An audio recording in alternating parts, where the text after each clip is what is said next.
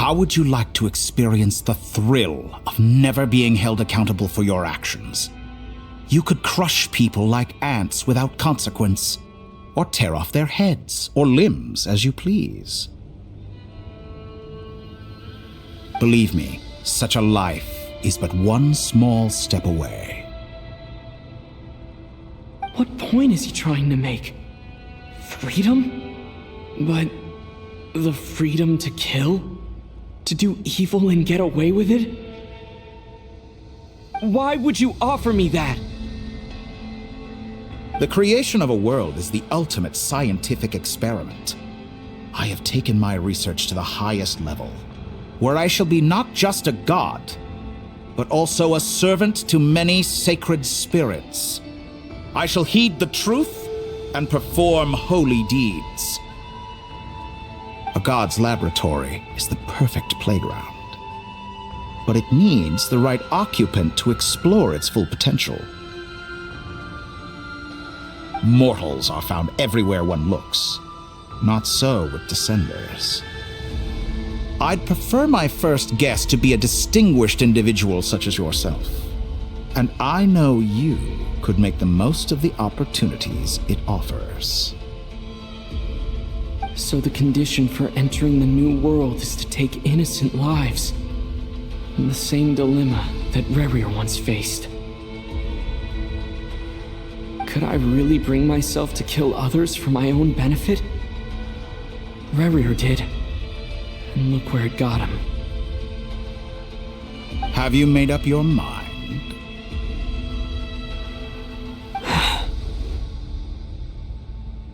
I can't do it. Your playground is no place for me. You're putting your hopes in the wrong person.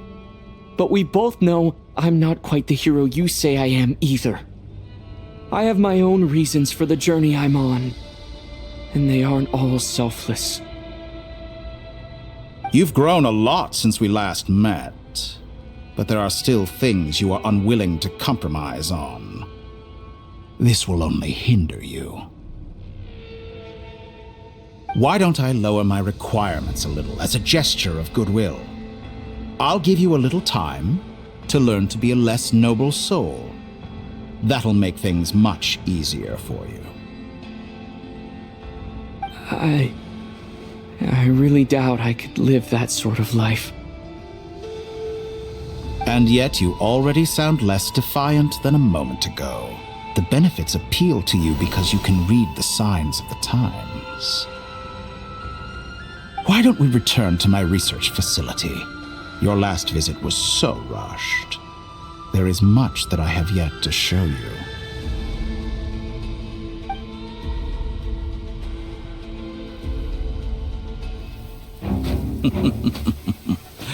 Now to that question, Heroes don't attack from behind. Guess I'm no hero. This is most disappointing.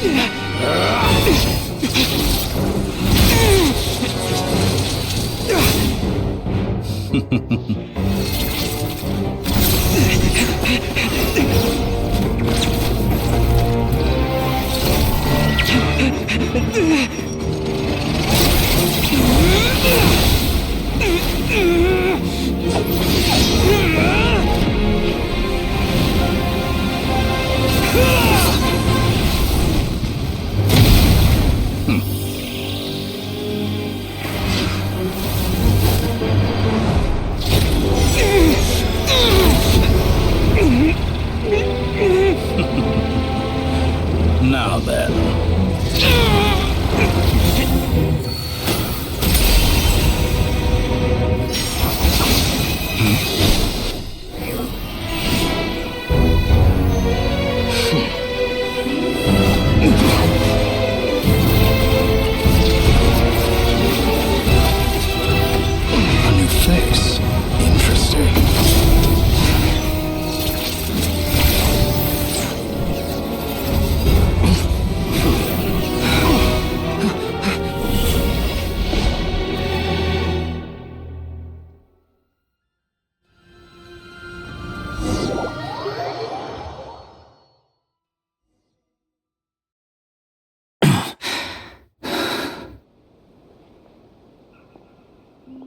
You're still gonna call me Hat Guy after that, huh? I didn't see anyone else in there who needed saving.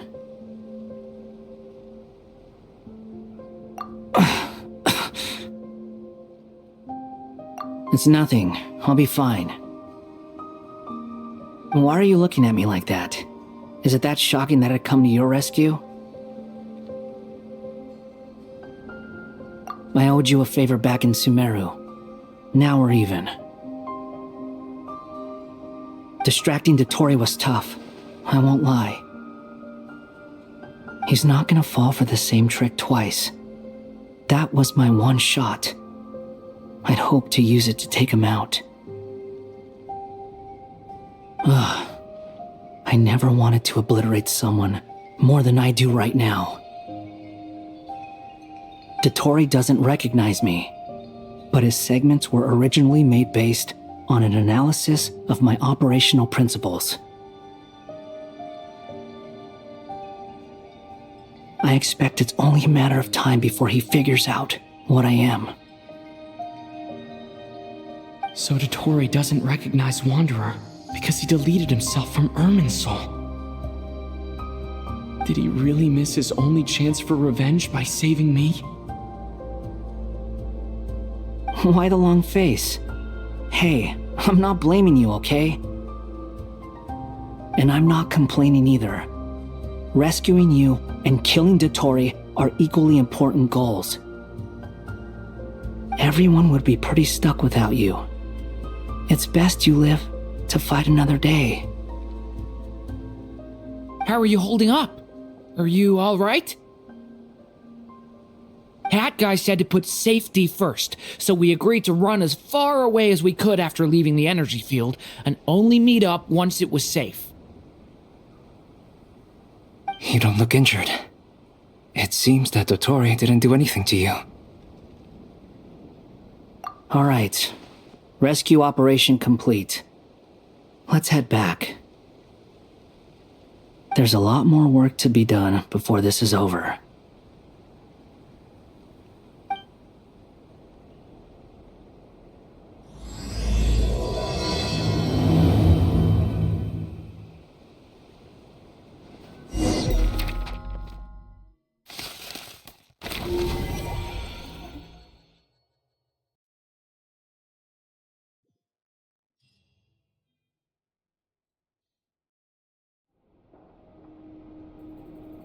Understood. I will bear the Tsaritsa's decree in mind. I don't see what's so awesome about it, though.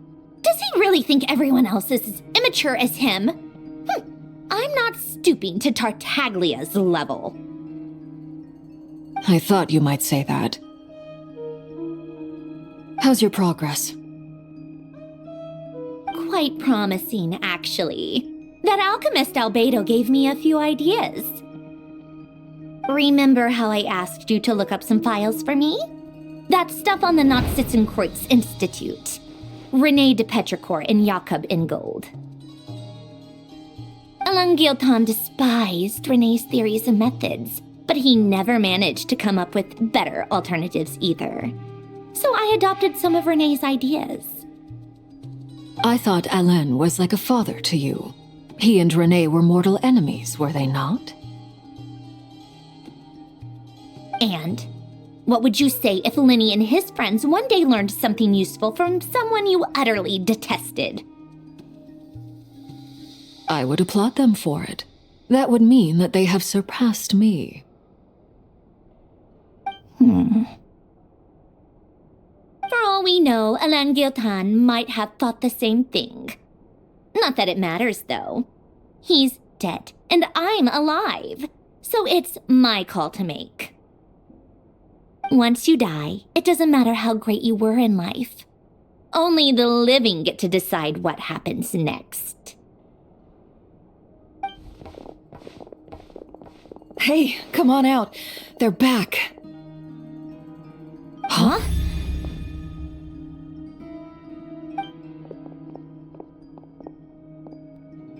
You're back?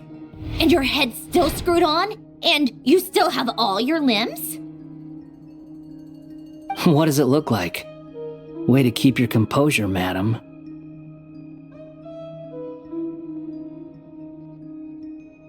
Excuse you. I am perfectly composed. Glad you're okay. Yes, it's a huge relief. Worry? Oh, yeah, right. You think we, the Fatui, were worried about you? We were worried sick. Hey! The Traveler and I were already friends.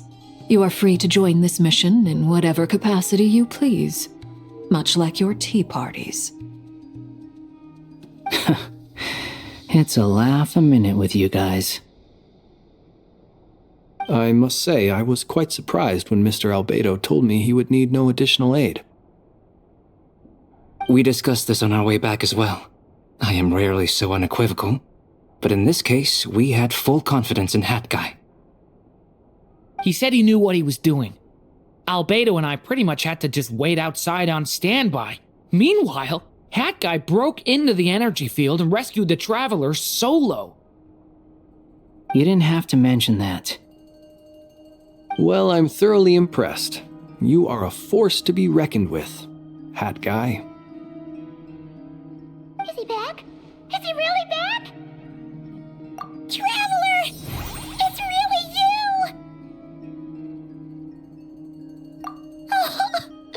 Oh, thank goodness! Paimon missed you so much! You can finally breathe easy, Paimon. It's great to have you back in one piece!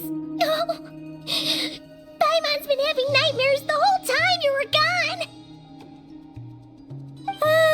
Look at them. You know, once you reach my age, there's nothing better than watching a misty-eyed reunion between friends. It's nothing. Same goes when you get to my age, too. I bet Aino and Anefa would be tearing up as well if they were here. Varka, I'm not sure Anefa can cry. Oh, yeah, good point. Hey, your eyes are looking a little red and puffy. Come here, let's hug it out. What? Ew, no! No, thank you. You're not my dad, okay? Knock it off! Everyone, I'm sorry for all the trouble I caused you. But the silver lining is, I didn't come away from this ordeal empty-handed.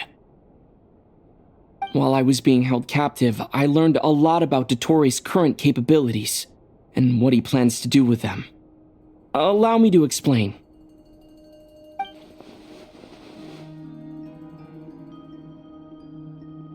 The three moon goddesses were even more powerful than we imagined. No wonder Dottore believes himself to be equal to the gods, maybe even superior.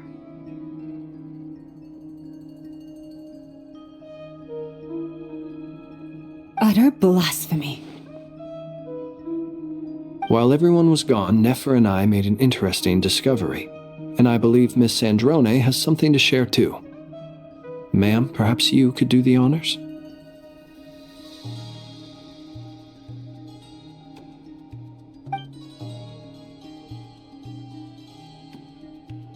Called it. Getting rid of a pesky troublemaker like her is like trying to clean up after a crumbly cake. It always comes back to haunt you.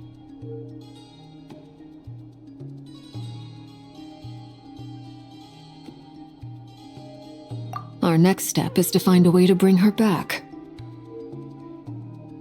A place where time flows backwards, with no destination in sight. Surely it must have been created for a specific purpose. But I fear the answers are buried deep in Tevat's history, held by great powers beyond our reach. It sounds like she's on a specific path through time, just traveling in the opposite direction to us. The question is, where does that path lead? Or will it keep going to infinity? We considered that question as well. Strictly speaking, time is not infinite. Indeed not. Every road has an end. Nicole! You sure love quietly sneaking in mid-conversation. I do, in fact.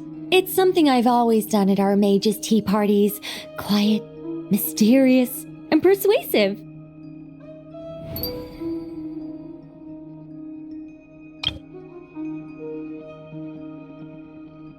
You wonder what lies at the end of her road. Well, just as the world has a beginning and an end, so too does time. And so, the end of the road is the moment that Tevat was born. But where Miss Columbina will end up along this road, that depends on where this particular river of reverse time began. What about the original moons and the moon goddesses? Do they have a beginning too? All things do. In the beginning, no moons adorned the sky.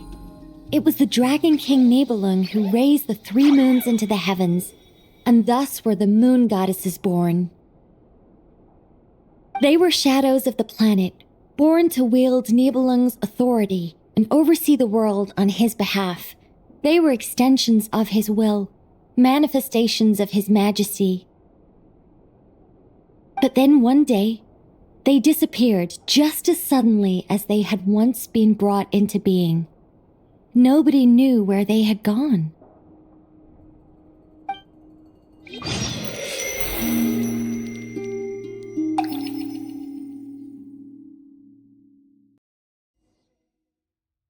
Like I thought, no more paths back to reality have emerged since.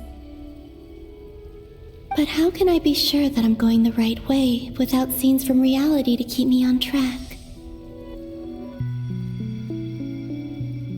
I can't even be sure of how long I've been walking for. The further I travel, the less stable this space becomes. There are even moments where I can sense something that feels like abyssal energy.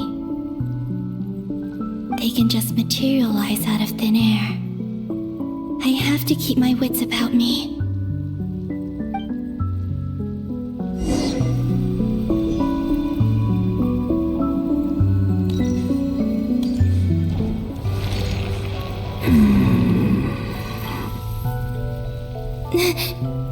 Is that the Ray here of Solnari?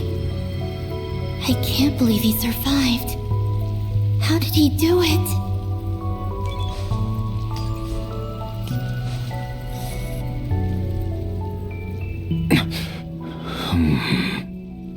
You are the moon goddess.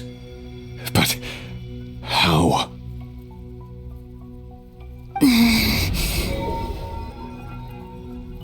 Please, there's no need.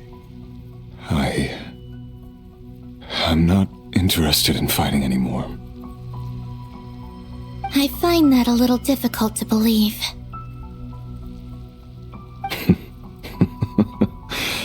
Yeah. Honestly, so do I.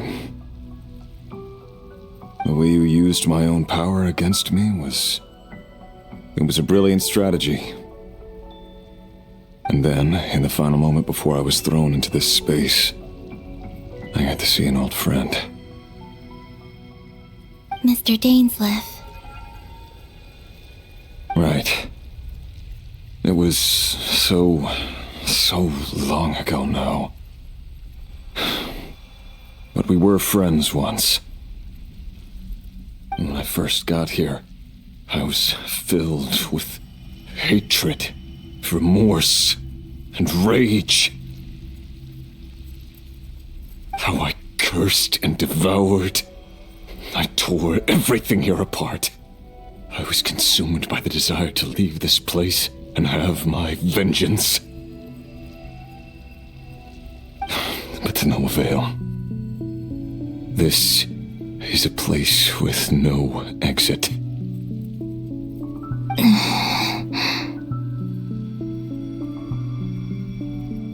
This is the second time I've entered this space. Though I have no memory of the first, I was torn to shreds the moment I entered. But this time I survived. It must be partly because of this new body, and partly because of all the Kuvaki I absorbed in Nodcry. Are you the source of the abyssal power in here? Not all of it. Some is from when I first arrived here and tried to destroy everything. But there was already a degree of abyssal power here before I entered. And like a venomous snake baking in the merciless sun, it tried to slither into my shadow.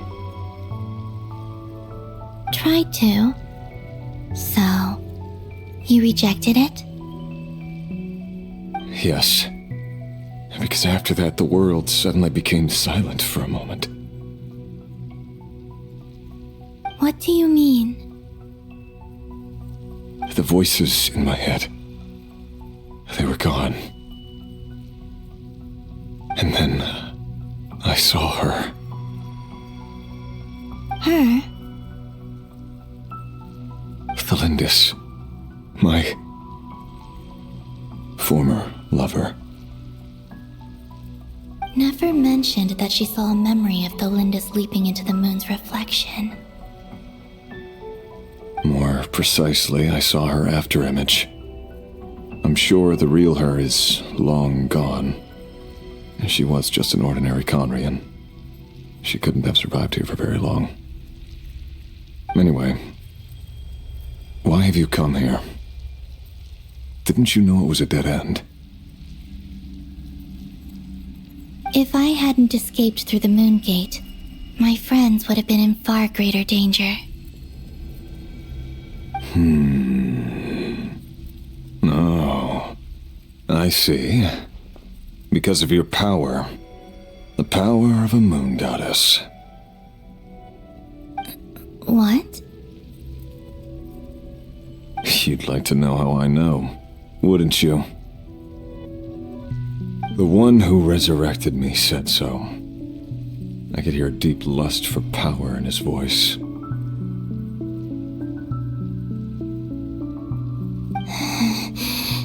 Do you mean... Dottore?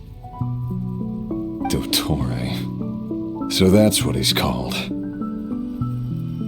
He'd been collecting fragments of my body for a long time, all so that he could resurrect me at the moment of his choosing. I had no interest in his research, but being as corroded by the abyss as I was, we were aligned as far as hunting the moons and recovering my strength were concerned. So that's why the Wild Hunt suddenly became so active in Nodcry. When I left the Fatui in my weakened state, Dottore must have felt that his time had come.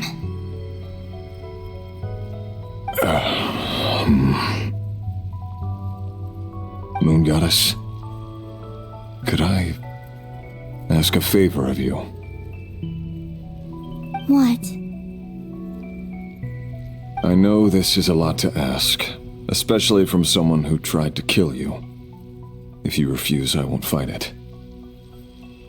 But this is the only thing I desire now. Nothing else matters.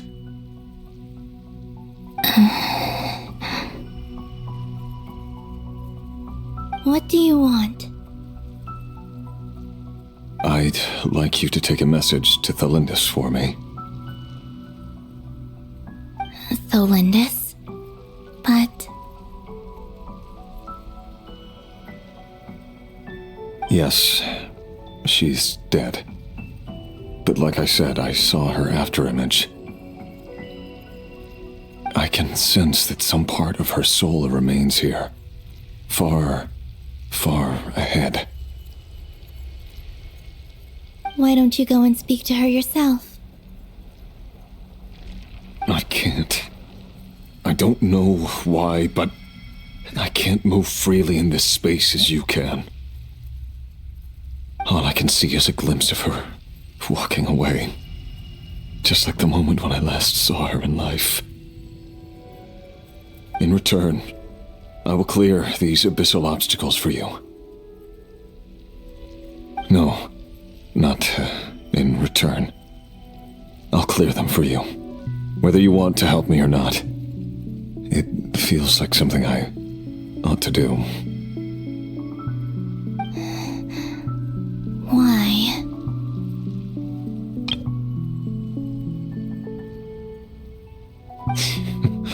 Yeah. Why, indeed. I've been asking myself that question a lot recently. Why did I do the things I did? I'm tired of it all. Tired of the person I became. People used me. And then I turned around and started using others. I hurt a lot of people. I think I grew tired of it long ago. But I wouldn't admit it to myself. And ultimately, that's how I ended up here.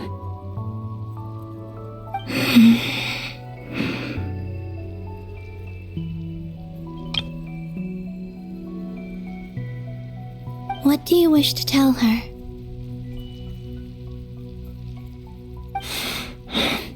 All of it. My past. My mistakes. Everything that happened after we were separated. Is it okay if I give her the abridged version?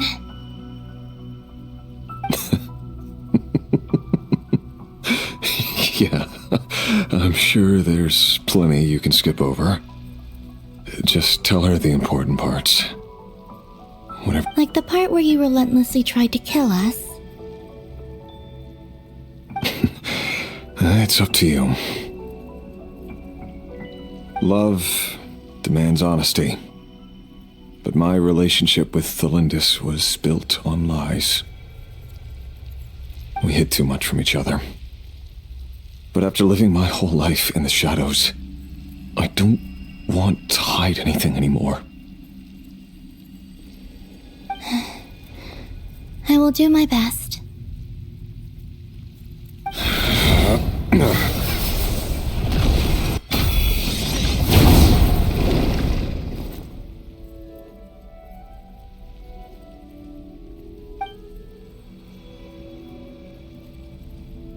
There.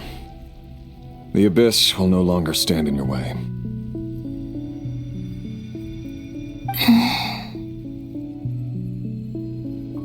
Even though Mr. Dainsliff felt he had to fight you, I think he still regarded you as a friend. Dane? He said that you betrayed him, but he also felt great remorse at never having understood what you were truly going through.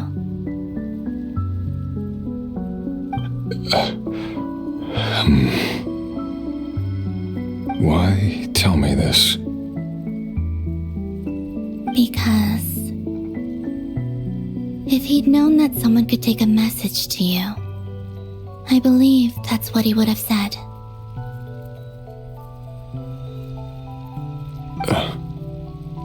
Thank you. It means a lot. I know this will sound strange coming from me, but don't die, Moon Goddess. I can tell that you're determined to get out of here.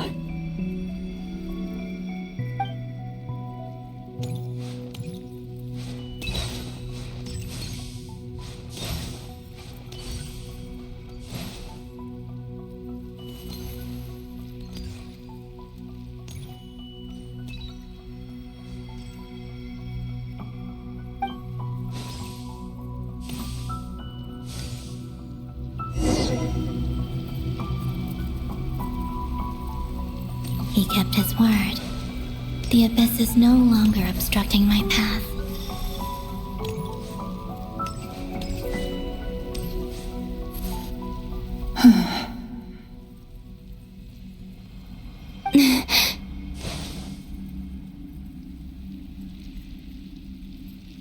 Is that the Lindis? She wasn't far off at all. And yet, they can never meet. Hello, Miss Thelindis. Who are you? How do you know my name? I've never seen anyone else here before. You can call me Columbina. I promised Rerir that I'd bring a message to you. Rerir? My Rerir? Is he well? He's doing better than he was. Better than he was, huh? Sounds like he's had a pretty rough time. Others have had a rough time on his account too. In many cases, their time ran out because of him. And I'm not just talking about the children of the Crimson Moon.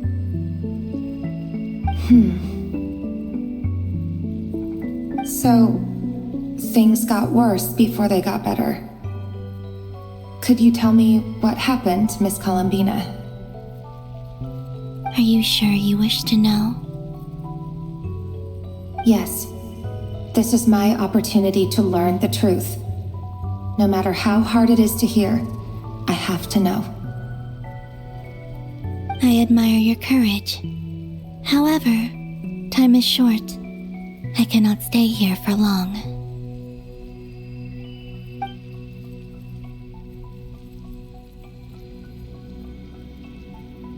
Rerir had seeds of hatred in his heart, and many people nursed them for their own ends.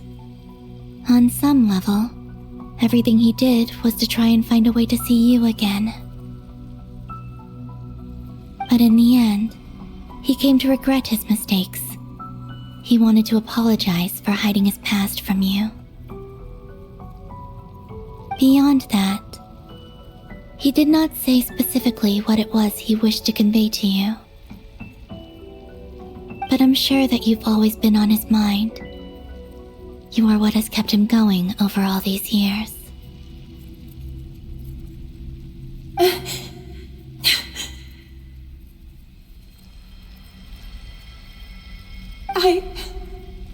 I'm sorry, Miss Columbina. This is so upsetting. I'm not sure how to put my feelings into words. It's all right. I understand. Well, that's everything from me. So, I guess I'll be... Wait. One moment. Time flows backwards here. The road ahead only leads further and further into the past. I know. I intend to reach the end of that road. Without a moon marrow, without the 3 moons' power, you won't make it far. Wait, unless... Are you one of the moon goddesses?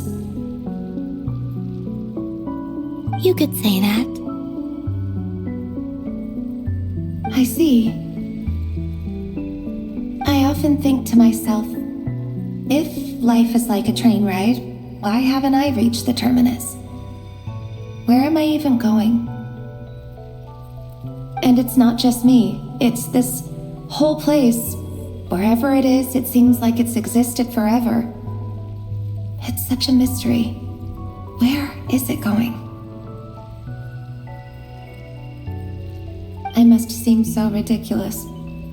I can't answer these basic questions, and yet I jumped right in here without hesitating, only to be torn apart the moment I entered by powerful energy currents. Only my soul remains now. Thinking back, I was suddenly overcome with fear and terror in that moment. Perhaps I too became bewitched by the abyss. I may have been the leverage it needed to control Rerir. I used to be a researcher at the Universitas Magistrorum in Conria, researching the iridescent moon's marrow. Eventually, I came to the conclusion that time in here flows in reverse. Rerir was one of the Venster King's retainers. With me, he was in an impossible position. It plagued him constantly. I wanted to help him escape his lot in life. I wanted him to be happy, so I thought I'd use this place to return to the past. At the time, I thought I could just go back to the day that the Vinster King first found the princess. It was only after meeting the princess that the Vinster King started going too far with his research into the abyss. That was the day all of our woes began. I thought I could stop the king from ever meeting her and solve everything. I couldn't kill the Vinster King himself, so I had to find another way to save Rayrir. That's why I wanted to go back, to kill the person who had brought new possibilities to our realm. I'm sure it was a futile endeavor, but the abyss probably enhances the basest human desires. So I naively hoped I could change everything. But I was simply too weak, like a speck of dust against the whole universe. Look at me. I didn't even survive the journey here. Not physically, at least. I know I'm never getting out of here, but you're different. You can make it, and I want to help you. I owe you that much. How do you plan to help me? Have you noticed the golden energy that exists here? Based on my past research and my observations since coming here, I believe they carry you forward faster. I can share what I've learned and help you understand the pattern in which this energy appears.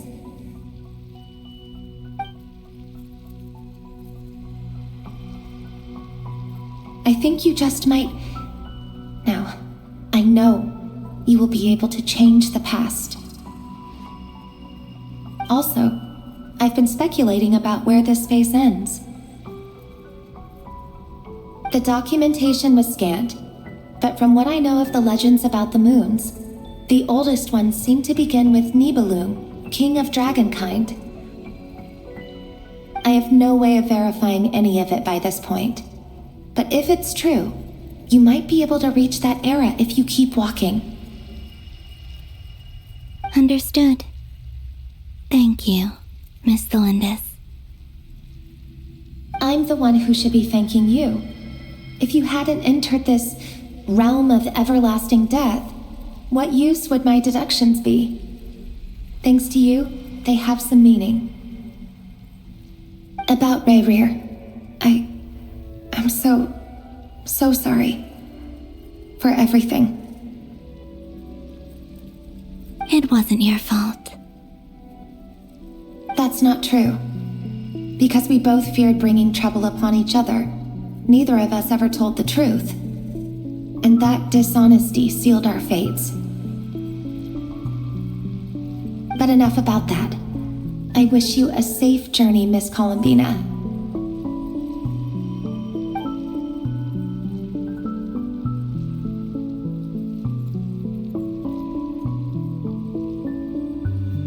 And may the outside world never have to experience pain like this again. Rayrir, you're there, aren't you? I cannot see you, because you exist in the future. I expect we'll be trapped in this prison of space-time for all eternity. But please, gaze upon the past, and then sit for a while.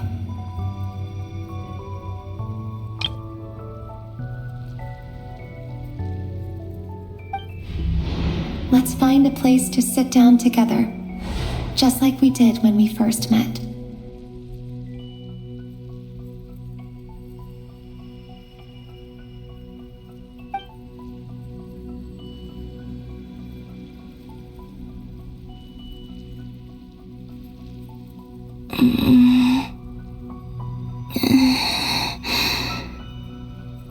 How long have I been walking? How much further till I reach the end? Is there even an end to be found?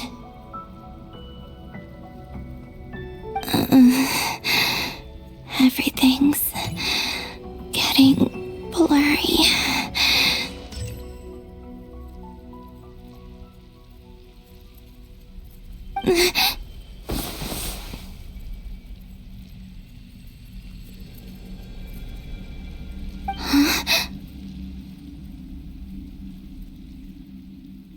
Are you all right, little sister? Have you come from the distant future?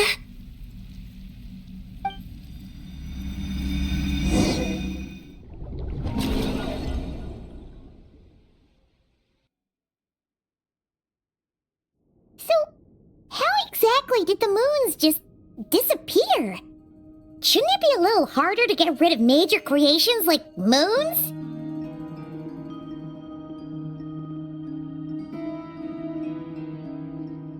The world is a vast and ancient place. On a certain scale, all life lasts for but a fleeting moment. Miss Nicole explained that the moon goddesses likely perished in the War of Funerary Flame. The moons themselves were also destroyed at that time, save for the Frost Moon, from which a new moon goddess was later born. Am I missing something then?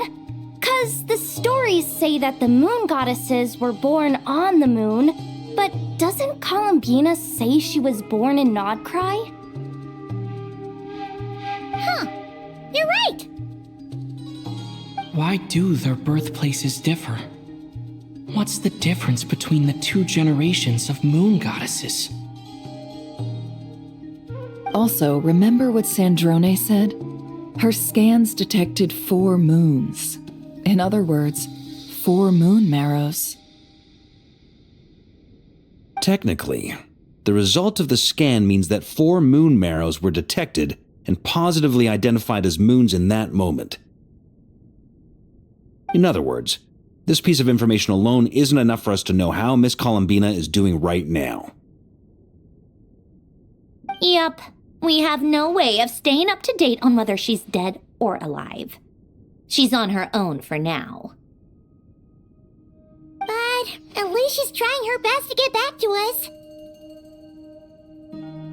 Yeah, she's a tough cookie, and a sore loser too. We have to trust that she'll find a way, because we really need her power. As much as it pains me to say it, we've got no chance of beating Dottore in a straight-up fight. He's much too powerful. It wouldn't even be close. That maniac is going to devour everything in his path until he reaches us. We need to find someone or something that can stop him before he does anything worse. I'll be frank. Our only hope of defeating this false god is with a real moon goddess on our side. I'm not just saying this because Columbina's a friend and I want her back safe and sound. It's just the truth.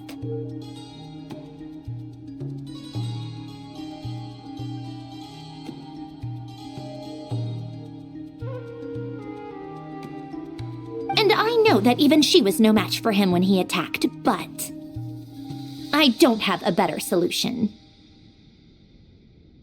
We're not giving up on saving her, whether she can defeat Dottore or not. Right. Don't worry, Miss Sandrone. We're all aligned on saving Columbina. No one's trying to argue that we can only justify saving our friend because it will help save the world. This is about multitasking. We want to save both. So, she's more than just a moon goddess to you guys? Absolutely. Duh! She's part of the gang! And you are too, you know.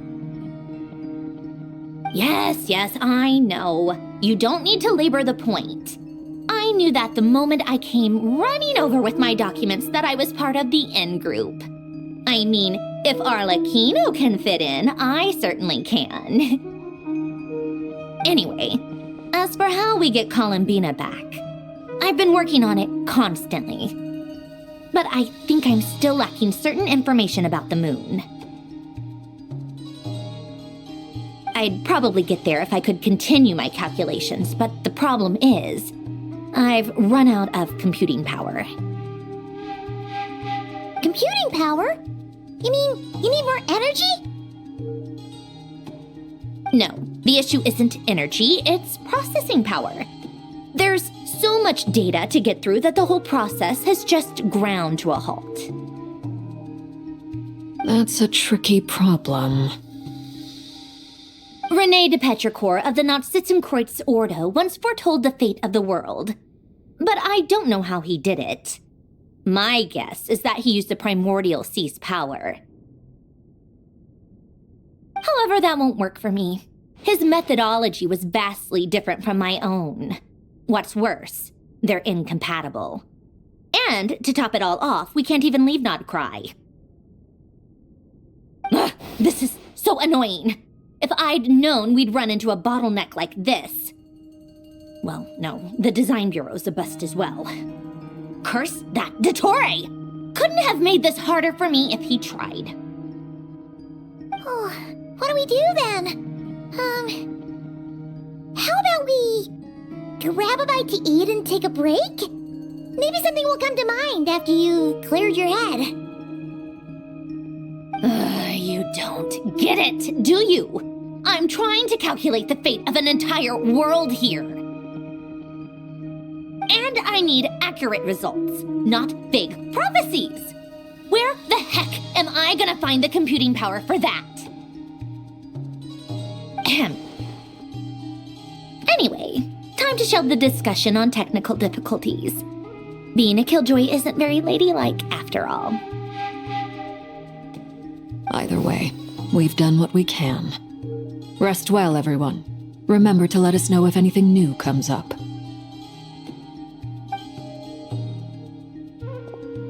Hat guy?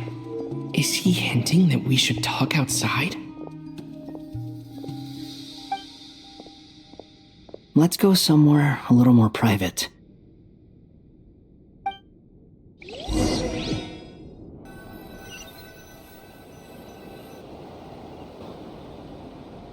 You know that Dory went back to Sumeru, right? Yeah, she mentioned she was planning to head back. Things aren't looking good for Nodcry. She's gone to spread the word so that Sumeru has a chance to prepare for the worst. From what I know of Dottore, there are two possible reasons why he hasn't made a move yet. One is that he's still working through some kinks in his new powers. The other is, he wants to see how we're going to react. He'll easily devour everything eventually, so I guess he's in no rush to make it happen. The first false god he made was me. Now it's his turn. Even though my records were erased from Irminsul, Dottore's ideas haven't changed one bit. He once told me that becoming a god was like turning yourself into a hungry wolf or giant serpent to devour the moon. Clearly, he began studying the moon goddess's powers long before he even tried making a god. He's always wanted to get his greedy hands on divine authority one way or another. And in the end, he devoured the moon where I failed. In the desert of Sumeru, there is a chessboard built by King Deshret, also known as Al-Ahmar. I don't know if it was a real game, or if he was just trying to challenge his servants and citizens in some way. But creating games and setting rules, gods do that as a matter of course. That's the kind of power Dottore craves. Now he has the Trilunar Authority. His power is leagues beyond the common people. I don't think there's any point in other nations rushing to the front line. They're better off focusing on defense and hoping they can fend off any threats that spill out from Nodcry. Either way, Dory will inform Lesser Lord Kusanali, and she will contact the other gods in turn. The Seven will have some recourse available. If nothing else, their protection should keep the rest of the world from descending into chaos as quickly as Nodcry has. So on the bright side, even if Nodcry is doomed, your friends in other nations won't be in any immediate peril.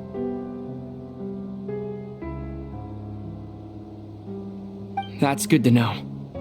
But I'm not ready to give up on Nodcry yet. There's a word for people who refuse to let anything go. It's called being greedy. Maybe it sounds greedy to you, and probably naive too. But whatever you call it, that's what gives me the determination to keep fighting. Battles are fleeting, but the will to fight is a long-term commitment. Give up for even a moment, and your resolve will shatter. Why do you always feel the need to do the right thing? No one is born to be a savior. I mean, who's gonna criticize you if you fail or give up? Don't take this the wrong way, but Dottore said something similar to me. I guess the Fatui attracts people who don't believe in saviors. Not necessarily. It's less about belief for me. I just want to know how determined you really are.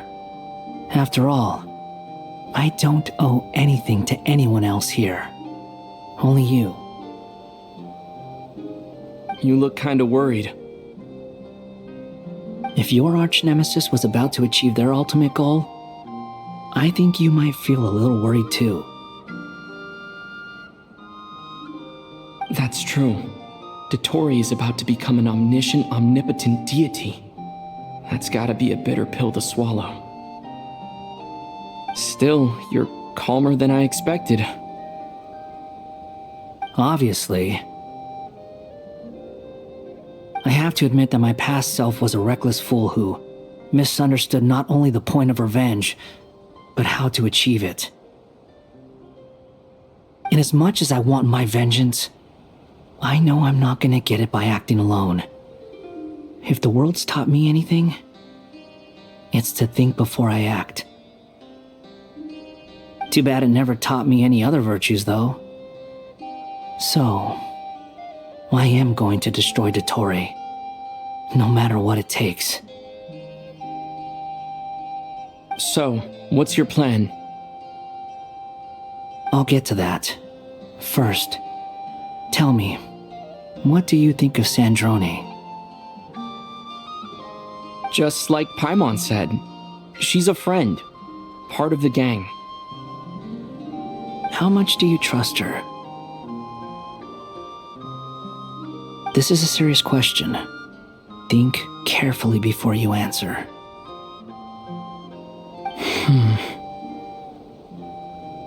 Although she's with the Fatui, she has her own values, and she's helped us a lot. If nothing else, she's clearly going the extra mile for Columbina. I see no reason not to trust her. If you say so. In that case, the three of us need to talk. I have some thoughts about her computing problem. It can be solved, but it will come with a cost. How much? If I can afford it, I'll cover it. Sometimes your heroism really backs me into a corner. You know that? Come on, let's go talk to her.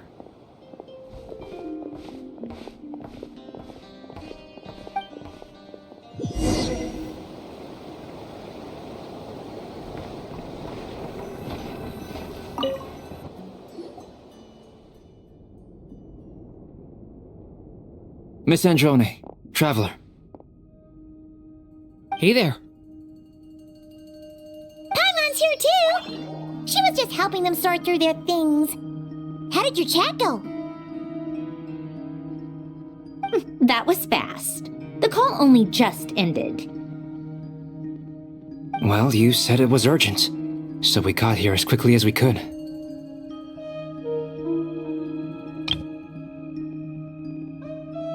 Albedo, I have some alchemy questions for you.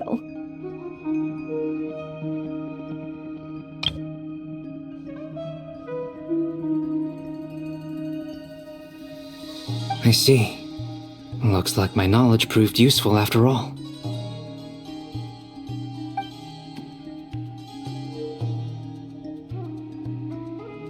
If I might ask, what is the end goal for the modified formula you'll be using?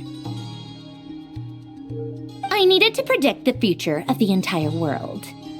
But I've run into some teething issues since trying to implement Renee's theory of the four Orthants. I see. I'll have a look at it. Still, computing power is the real issue here. How do you plan to solve it? About that, it's been sorted.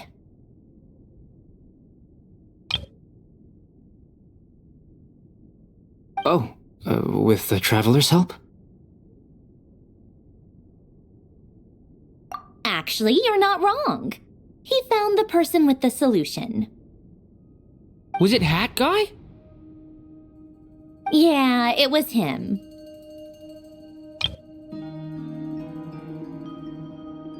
Wow! Go Hat Guy! Seems like all that time studying at the academia is paying off big time. But where is he? Wasn't he the one who asked Albedo and I to come here? Come with me.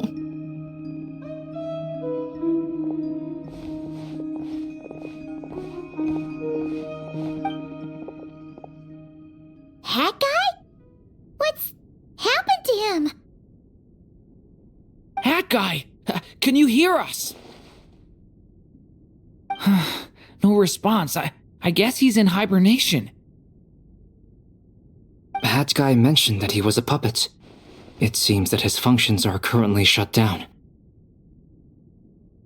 I presume this has something to do with the solution to your computing problem. That's right. He and the Traveler came to see me.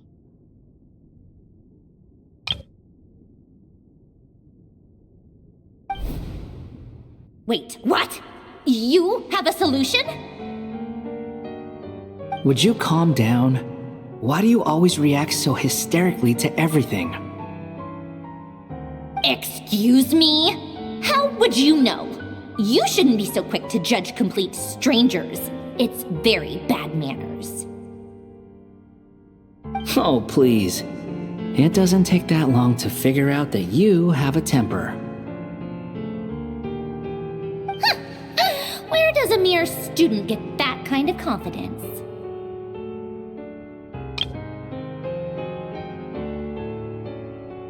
I've actually published more papers than you. Not that status counts for much. Even Paimon's applied for academia admission. Huh? Are you serious? See? This is why I can't be bothered to explain myself. She recognizes no one's skills but her own. Okay, fine. I'll hear you out. So, tell me, how do you propose to solve my computing power problem?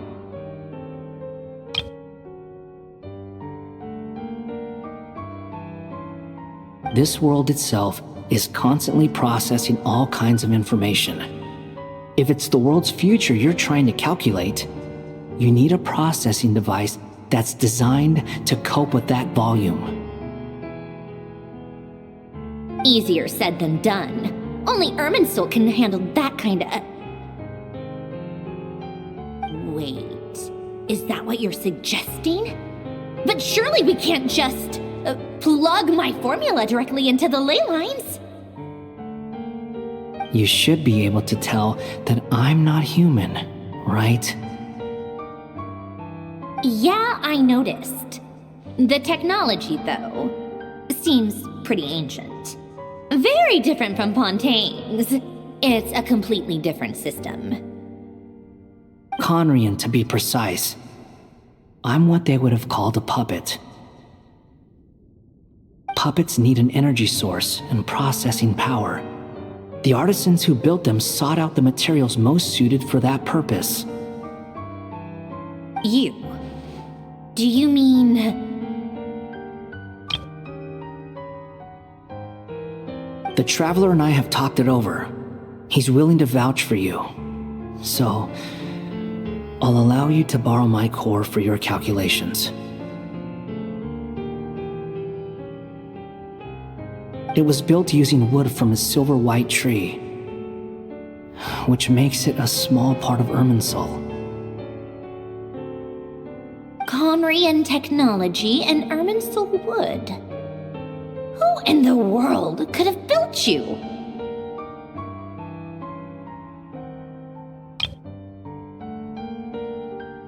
Are you sure about this? A puppet without its core will cease functioning completely. And if it's left in that state for too long, it might not recover. You could die if you do this. You do realize that, don't you? I can put 2 and 2 together, yes. No need to rub it in.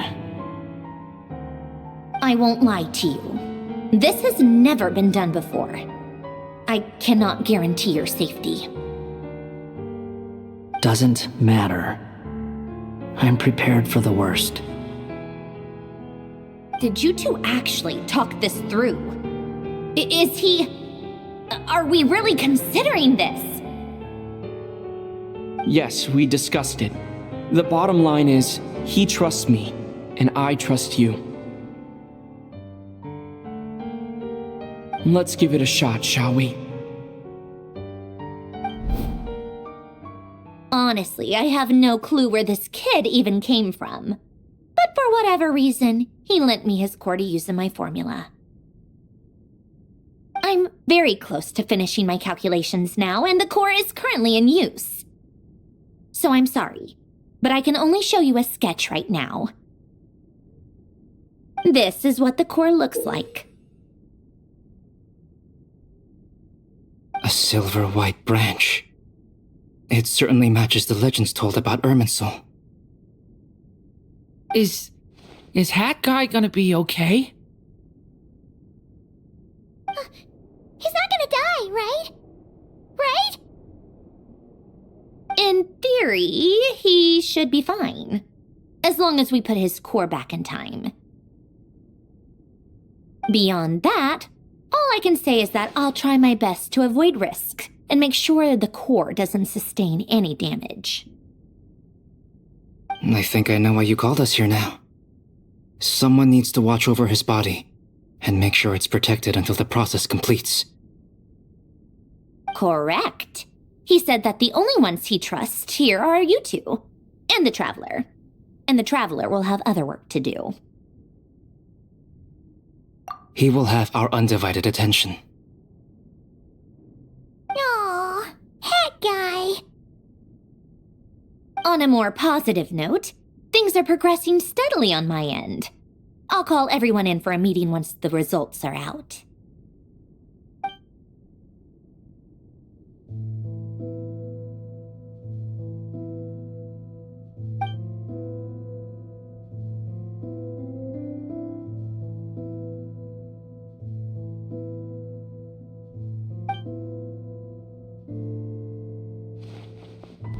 The worst case scenario with the core removal is either a system reset or a total loss of function.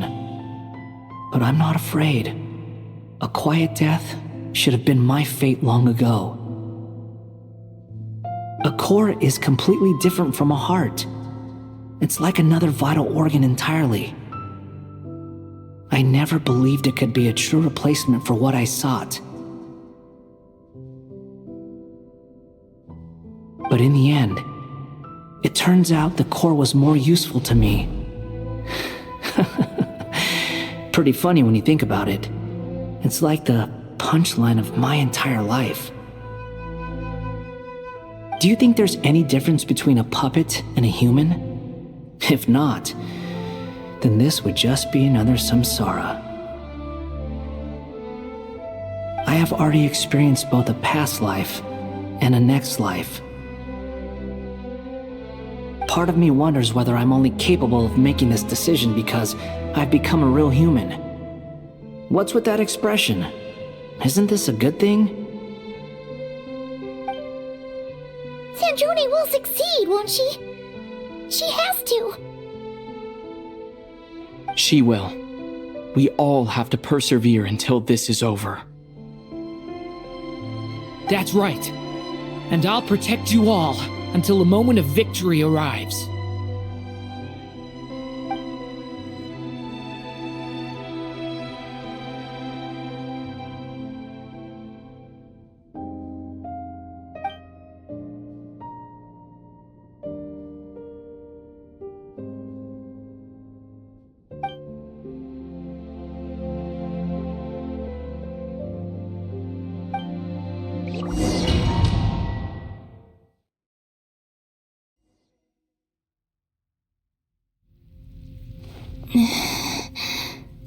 Who are you? Call me Sonnet. You have the same power as Canon.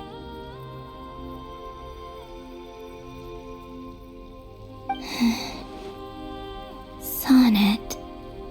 So, you're the goddess of the iridescent moon?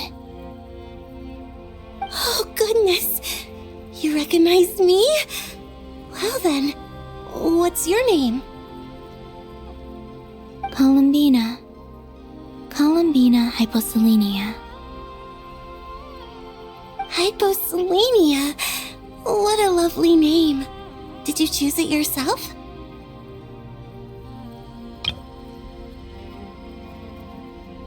It was a joint effort between me and my friends.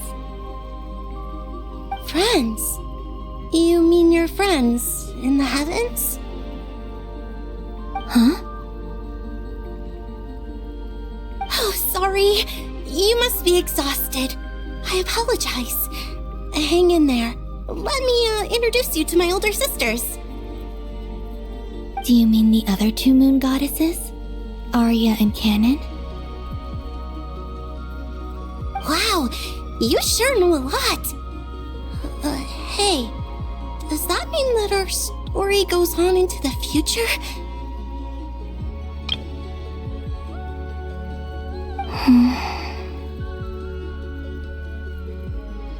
Oh, I guess that wasn't the best question to ask. It's alright. We were prepared for that possibility. You could say we were too prepared. I can't even remember how long my sisters and I have been here by this point.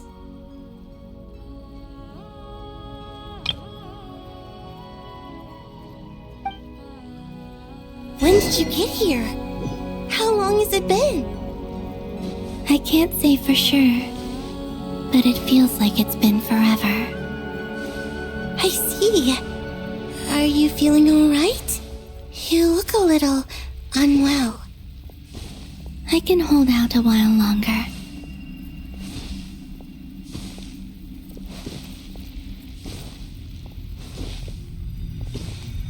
We don't have far to go. The place where my sisters and I are based is just up ahead. Don't worry, they're both really nice. I'll introduce you.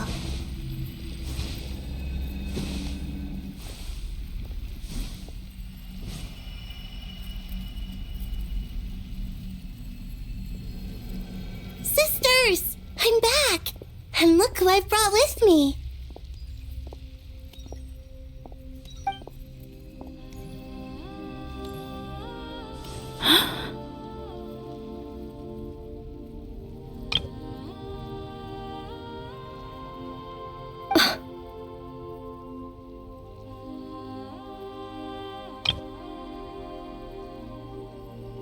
It's our lovely little sister, born in the far future. The pleasure is all mine.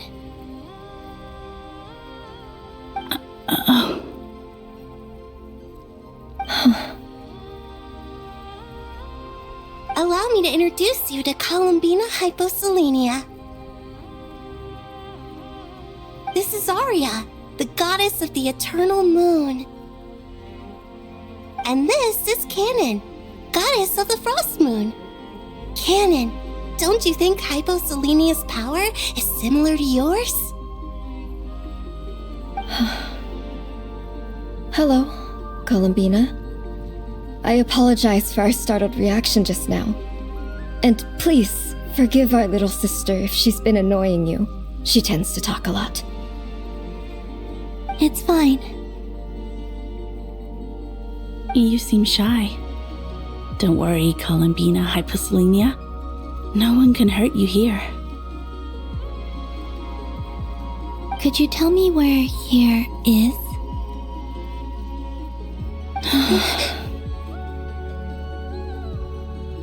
Please. I must know. My dear sister. This is where Tevat's original ruler, the Dragon King Nibelung, imprisoned the moon goddesses. What? You're scaring her, Canon. No, I'm fine. Please, continue.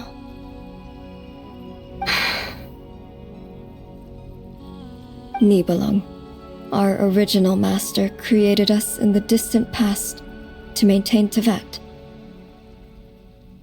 But he left this world and traveled into the dark universe beyond, to explore worlds vaster still. Day and night, we fulfilled our duty in the heavens, until the day that the first descender arrived. The great ruler of the firmament. The heavenly principles. Is that what later generations call them? I see. But we did not reject them at first, nor did they seem to harbor ill intent towards this world. We coexisted in peace. They were like a guest in our home. Slowly, however, we came to realize that our guest had a growing desire to change and dominate the world. And you didn't stop it? No. There was an order to the rules they set up that Nibelung never taught us. We wanted to know if this order would bode good or ill for Tevat.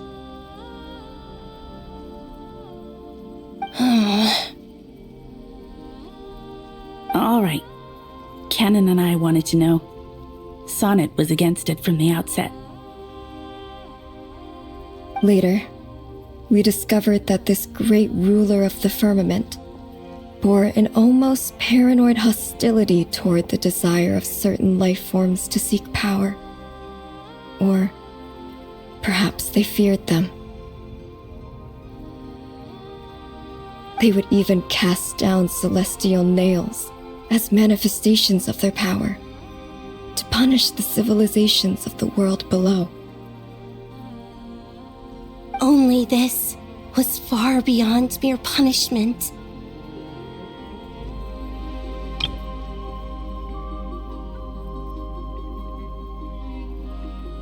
Right. Their rules brought order, but the price people paid for merely testing the limits of those rules was far too great. I did everything in my power to help the punished escape catastrophe, but still, too many lives were lost. The ancestors of the Frostmoon Scions were some of the ones you helped. But just when we had decided to take countermeasures, the Dragon King, Nibelung, returned. And so began the War of Funerary Flame. So, that's the name the world gave that war in the future. Well, who won in the end? As far as I know, the Heavenly Principles won, although it came at a great cost. They remained in Tevat, where they continue to rule to this day. And the world's original master, the Dragon King Nibelung, was destroyed. And what of the moons? Are there still 3 moons in Tevat's skies?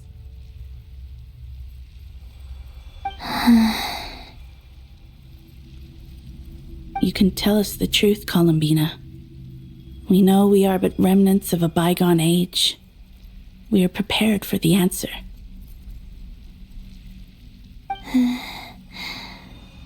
Only the frost moon remains, but it has been cast beyond the false firmament by the heavenly principles. The eternal and iridescent moons were both shattered during the war.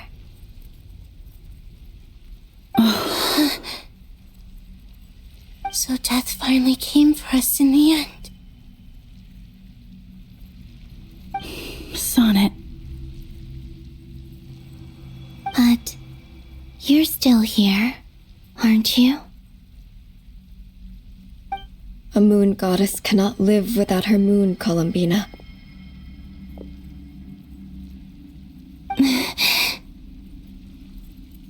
She's right. That's why I began to disappear. Because the frost moon is cut off by the false sky. How much worse it would have been if it were outright destroyed. Our souls may endure within this lunar palace, but if our moons are destroyed, then we shall disappear the moment we depart from it.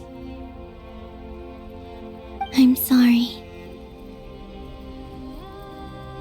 There's no need to apologize to us, dear sister. If anything, we owe the world an apology. If only we'd decided to act sooner, rather than arguing amongst ourselves. all the more reason not to spend this time in regret and repentance. Instead, we should focus our efforts on how we might help our future sister. Sorry? Don't you see, Columbina, your story is not yet over. Is that not why you are here?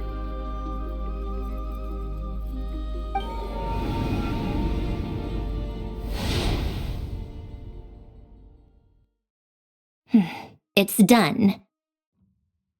Initiate numerological array.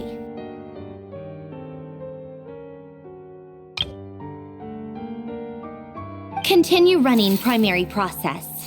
Calculate the world's fate through extrapolation, and identify nodes of potential change.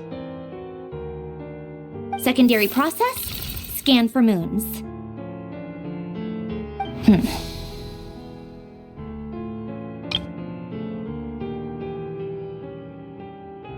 Still 4. The number of moon marrows hasn't changed. Wait, let me think. Is it possible that there's something I've been misunderstanding about the moons all along? Variables. Variables in the world. I know where potential variables within the world come from. So what about the moons? Are there any variables there? Like their life or death, for instance. What if being alive or dead makes no difference to a moon? But that's so strange. Even immortal gods can die. Why would the moons alone be? Wait! Wait! I've got it! I've got it! If alive or dead is considered a variable, we might have had this wrong the whole time. No one ever said that a moon marrow equals a living moon. We just made that assumption ourselves. Initiate secondary process.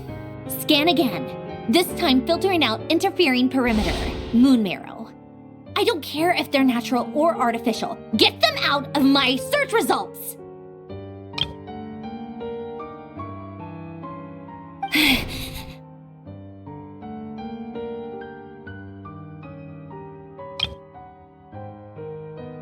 Why?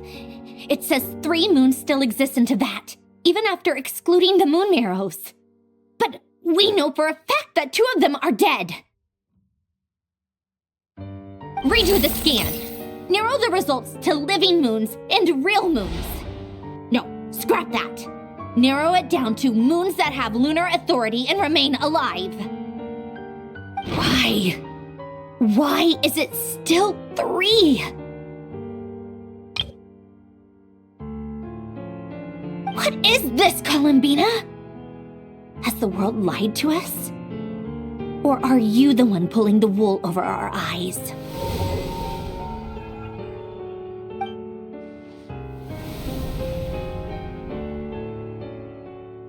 So, you think that the moon's reflection might be where Nibelung imprisoned the 3 moon sisters?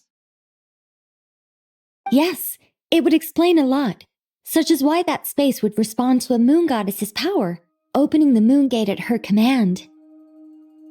It would also explain why Miss Columbina has been unable to leave, and why time flows in reverse there.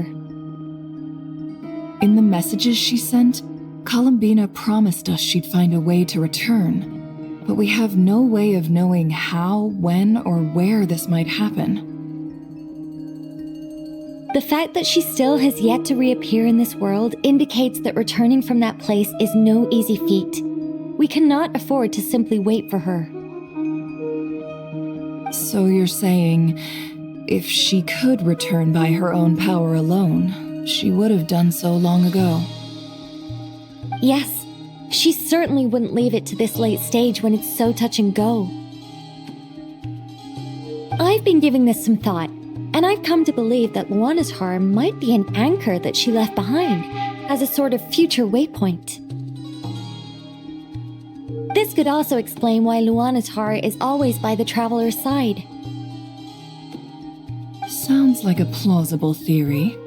If that's the case, there must be some criteria we need to fulfill to allow Columbina to return to the present. The question is, what could they be?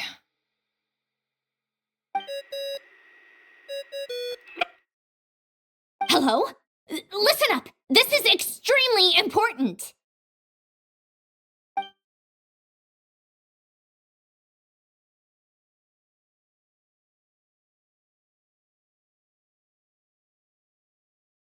Not only is Columbina alive, but she may well exist in a form unimaginable to us.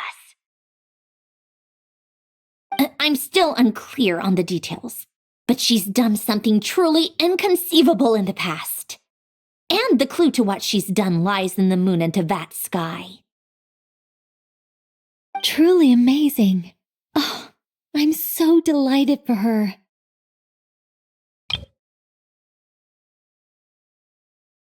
I'm sure we all feel the same. And I'm sure Columbina is ready to get back here and fight by our side. I'll keep my calculations going and try to find some way of coordinating with her. But that's not an excuse for everyone else to slack off, okay? All of you had better keep trying to think of solutions. How can the dead moon still live? And Luanatar?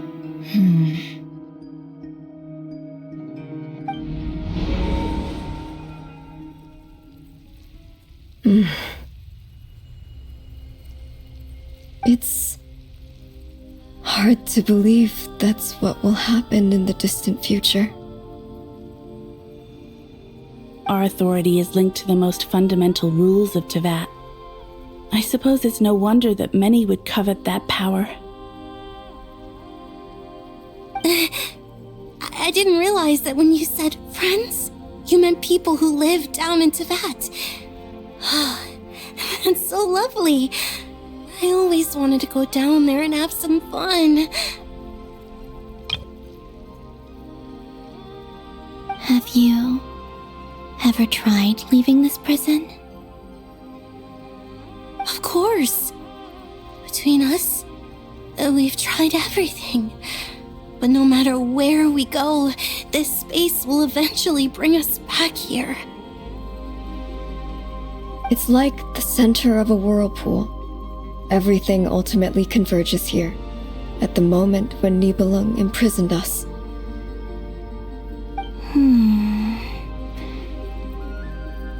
In that case, have you tried using any of those pathways that connect this space to the real world? Sorry? What are those? They're passages through which you can make small-scale changes to reality by using Kuvaki. Or am I the only one who can use those passages? Because part of my soul remains in reality. Kuvaki. What is that?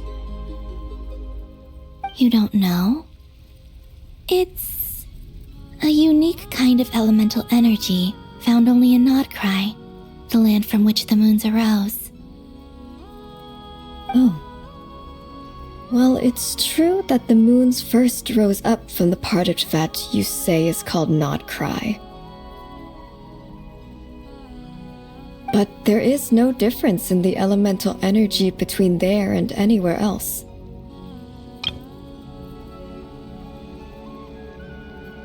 What?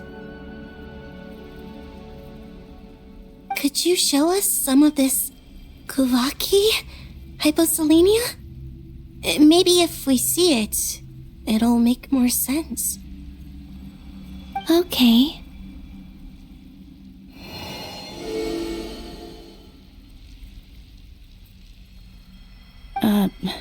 Isn't that just your power?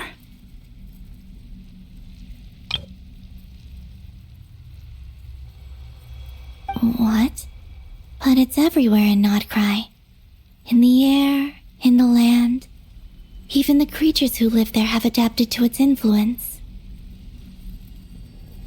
How curious. This Kuvaki certainly did not exist anywhere in the world before we were imprisoned. Let alone influence living creatures. So, how exactly does it affect them anyway? Can they float in the air like us? This is so strange. Why would their reality differ so much from mine? Columbina, you're looking for more than just a way out of here, aren't you? Yes. If I am to help my friends, I will need trilunar authority on par with that of our foe. You mean you'll need our power? This sounds extremely risky. The Three Moons' powers are not mutually compatible. Concentrating them into one goddess will be a very painful process. And if anything goes wrong, it could tear you to pieces. I know, but I'm willing to take that risk. Even so, let's say we successfully transfer our authority to you. How will you take it outside this prison? Nibelung constructed this realm specifically to prevent us from using our powers to interfere in his war. No moon goddess can leave this place alive.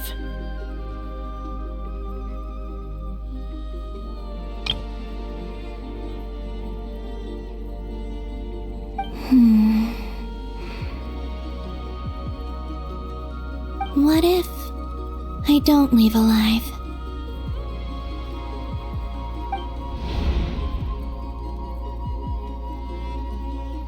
Where do we even start?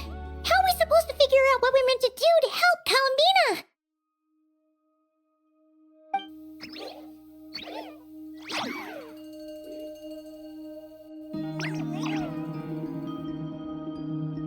Columbina?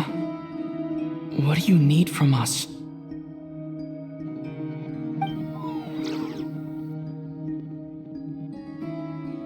If she really got to the beginning of time in there, how do you think she'd leave us a message?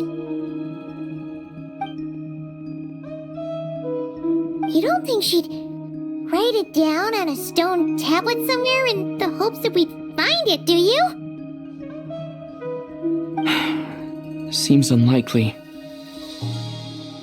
Columbina may not talk a lot, but she thinks deeply about issues like this. Let's review what we know. This is the Columbina who fought alongside us against the Reykir of Solnari, and with whom we celebrated Moon Prayer Night. She knows our personalities, our ways of doing things, even our unique strengths and abilities. So, if she wanted to tell us something from a long, long time ago, what would she do? Oh.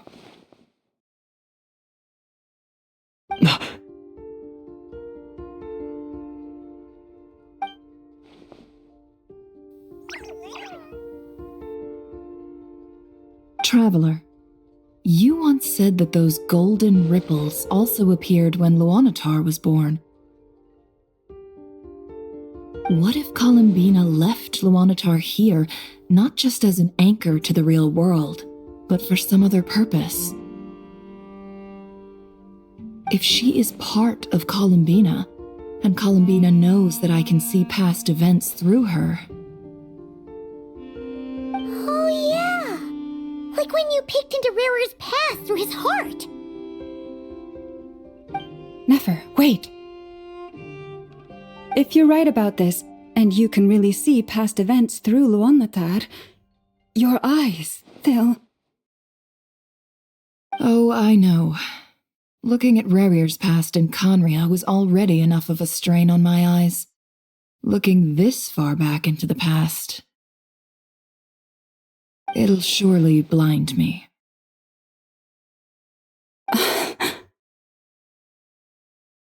But it's our only chance. This is the only way.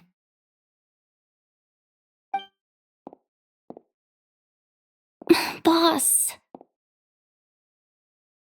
We spoke about this once, a long time ago. Do you remember what I said, Yehoda? The day I lose my sight, the Curatorium of Secrets will be yours to run. But... What's wrong? I'd be overjoyed if I were you. This day's come a lot earlier than either of us expected.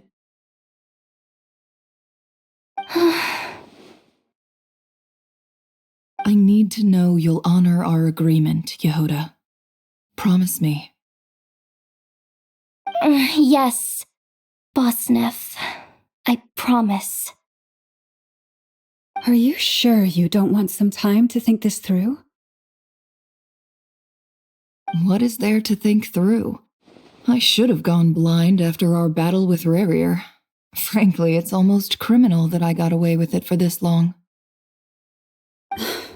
Then at least let me take some precautions on your behalf. And if you really do lose your sight, I'll visit your office every day and make sure you're well looked after. Oh, please, anything but that. I was actually ready to go through with this. Are you trying to scare me into backing out? As if I could ever scare you. I'll assume you're just joking to calm your nerves. All right, enough chit-chat. Let's do this.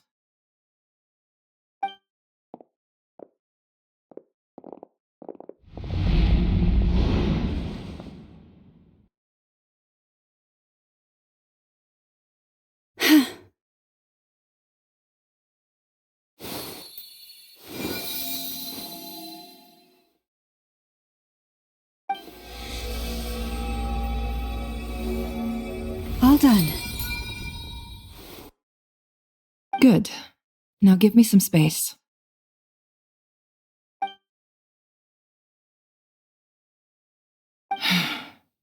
Come on then, little one. Show me what happened in the past.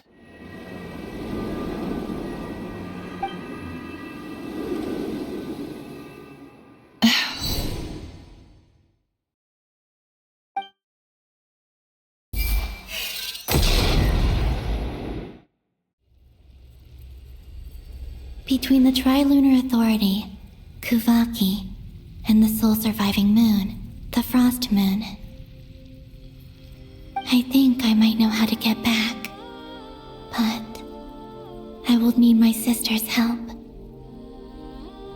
Time to go talk it over with them.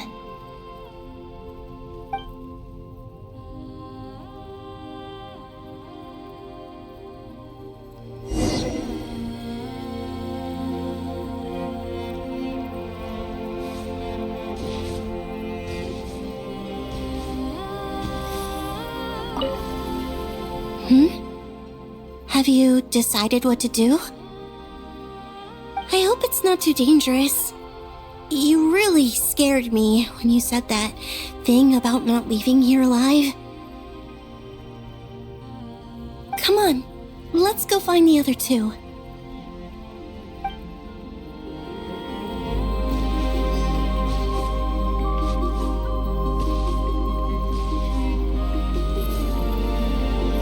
It seems you have reached a decision. I'm all ears. What do you propose?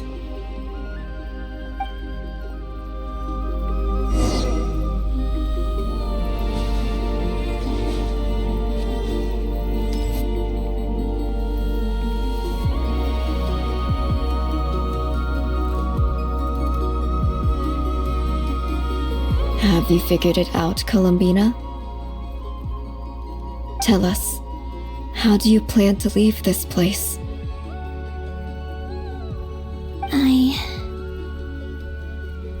I intend to die here, in this moment, and then be reborn in the future with the help of my friends.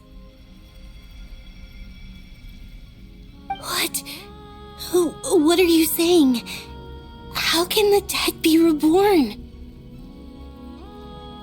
And how will you inform these future friends of your plans? You can't exactly leave oracles. Nothing can escape this place. Not a single ray of moonlight. And even if you found a way, what if they never find the message you left for them? You'll... No, that won't happen.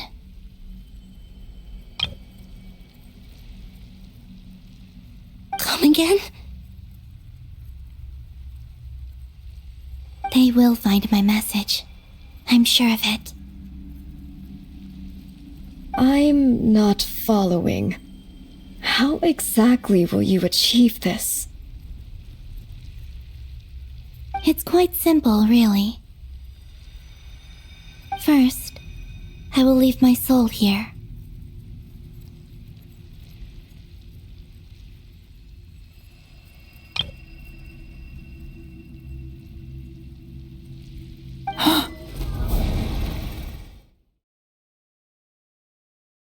I see it.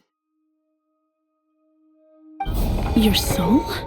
You mean your divinity? Yes, I once left a portion of my soul in the future. One so small that this prison barely noticed anything. In this very moment, she can resonate with my soul across time.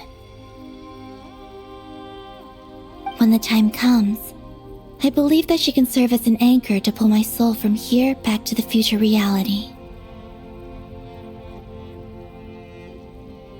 Just as gravity connects the world to the moon. Exactly. In the future, where I came from, the moon has been cast beyond the false sky, but I can still feel that it is there. In a similar way, I can feel a connection to the soul fragment I left behind even now. My friends can use it to detect my presence.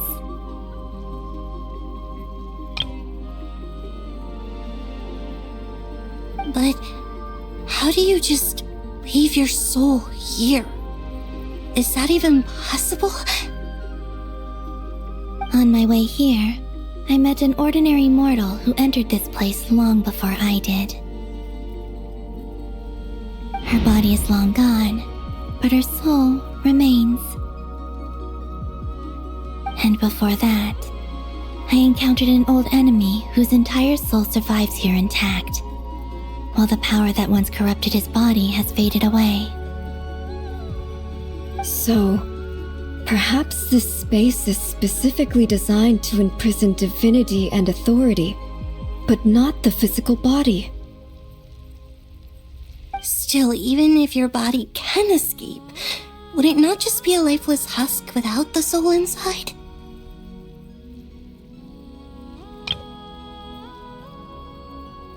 Wait, is that what you meant when you said you wouldn't leave alive?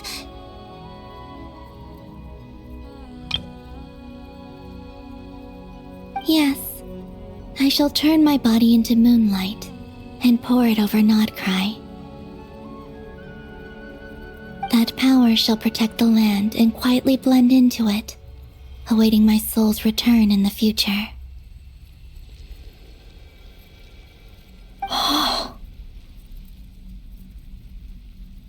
However, I cannot do this on my strength alone. I would need your help to do this, so I'm humbly asking for your assistance. Oh, dear sister, you need not be so formal. As I said before, we are but remnants of a bygone age. You, on the other hand, were born alone in that distant future, and you have walked a long and lonesome road since then. How could I bear to let your story end here in this dungeon? Don't forget, we are your sisters, your family.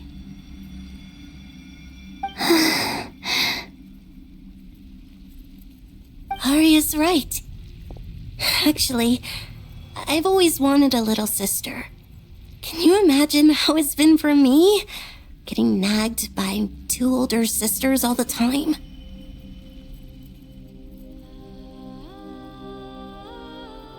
Now, I finally get to be the big sis. And not just that, but I get to help you return to your world, too. How could I say no to that? Sonnet.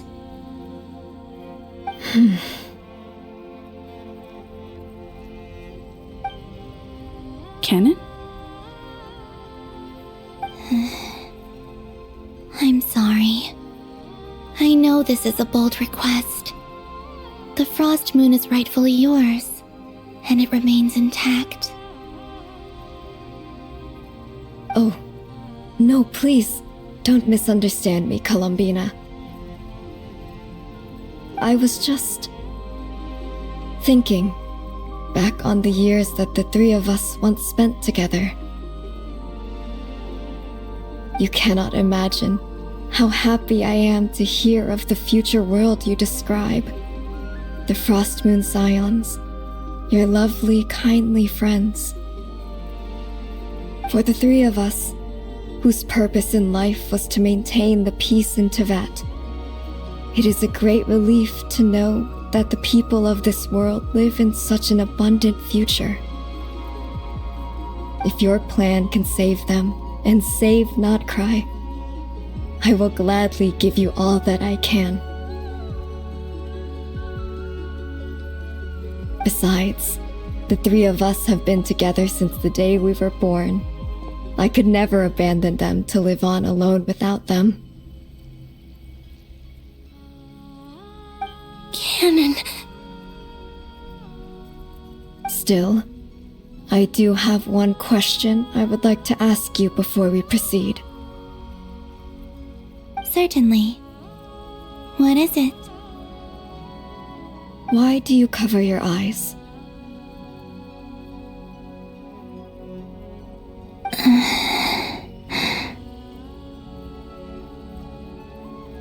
Yeah, I was curious about that too. But it seemed personal, so I didn't want to intrude.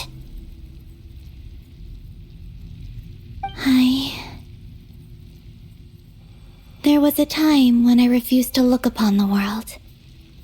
I believed it was full of nothing but lies and falsehoods. I wished to hide my feelings, seal my heart, until I could return to my true home. I see. Perhaps that decision saved you from ever having to see the false sky again. But at the same time, you likely missed out on many true and precious things, like the smiles on your friends' faces. Promise me this, Columbina. When you return to the future, open your eyes, take a look at the world around you, and see your friends. I'm sure that you know this already, given that you long to return. But that is your true home.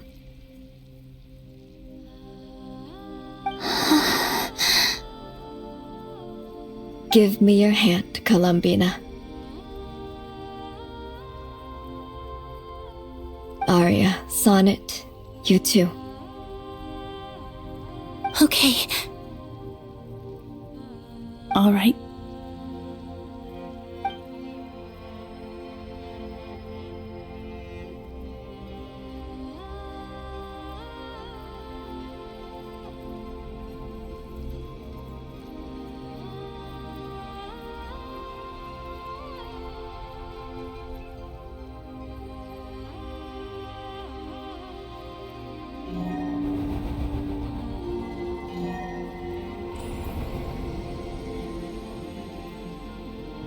We once were the song sung for eternity, but now it is you who must continue to sing.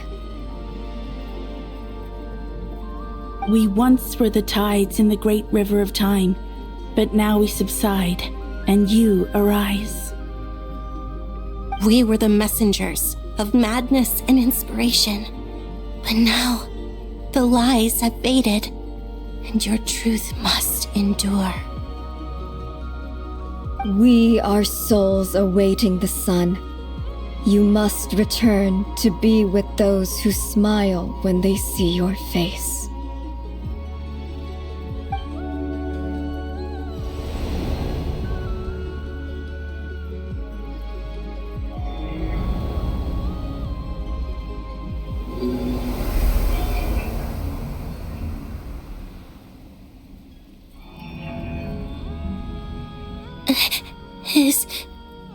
Is it done? Yes. We have transferred the authority over all 3 moons to Columbina Hyposelenia. From this moment on, she is the Tri-Lune Goddess, the one and only moon goddess of this world.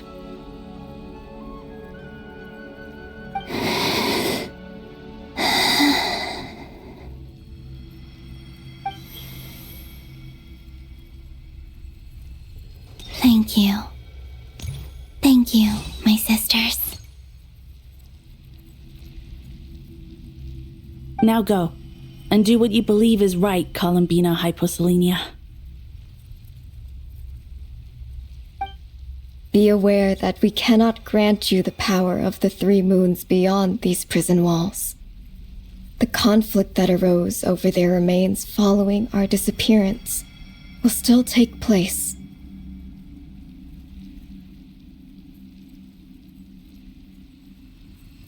I understand. Sisters, oh, my body. It feels... Now that we have given up our power and authority, our bodies are merely mortal shells.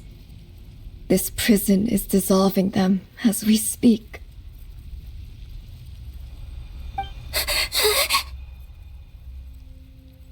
It's okay, Sonnet.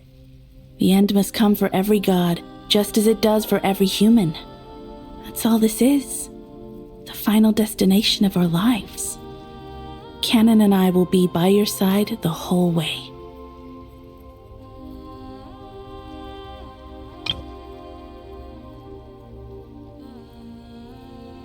We have one final request, Columbina. Could you use the 3 moons' power to send us back into the real world?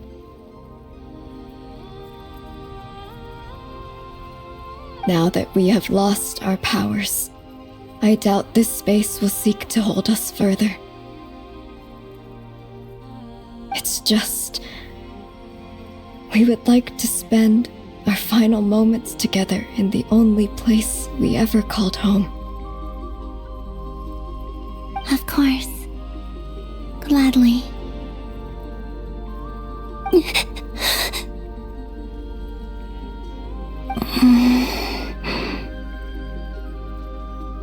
Sonnet? Yes, Don't... I wish I could tell her not to give in to the abyss, not to be afraid. But is this really what I should say at this moment? Don't forget, I'm so glad to have a big sister like you. No, Hypo. Thank you. I'm okay. I'm not afraid. As long as my sisters are with me, I won't be afraid.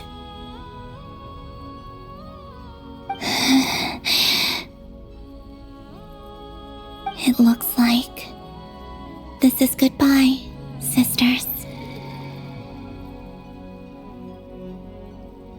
Goodbye, Columbina. Take care of this world in our stead. I will.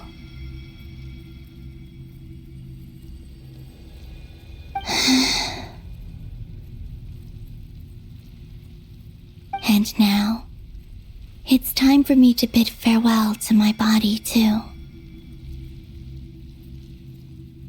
May it become the moonlight that keeps Nodcry company through the long years ahead.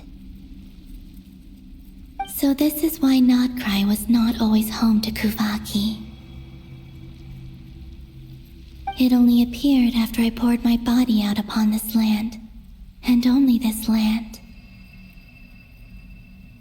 Kuvaki responds to me because it is me, my body, answering the call of my soul. And the golden energy I've encountered on my way here was, in fact, that very soul, which I am about to leave here to guide me.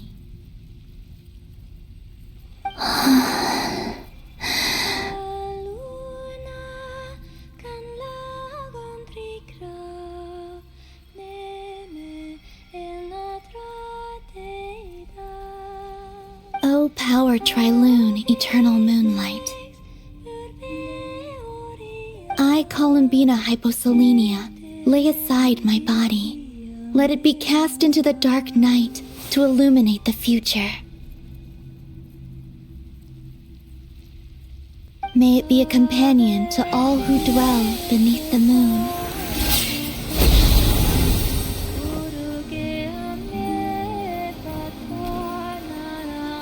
Until the time comes for me to return home.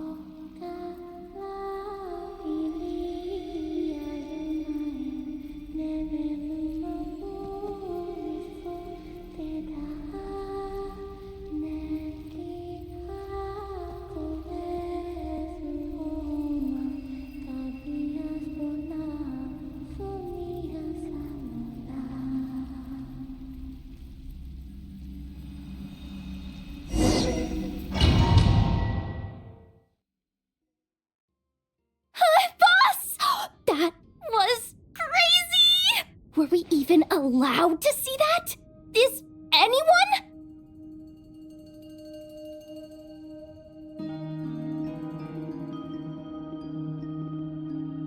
Can you still see?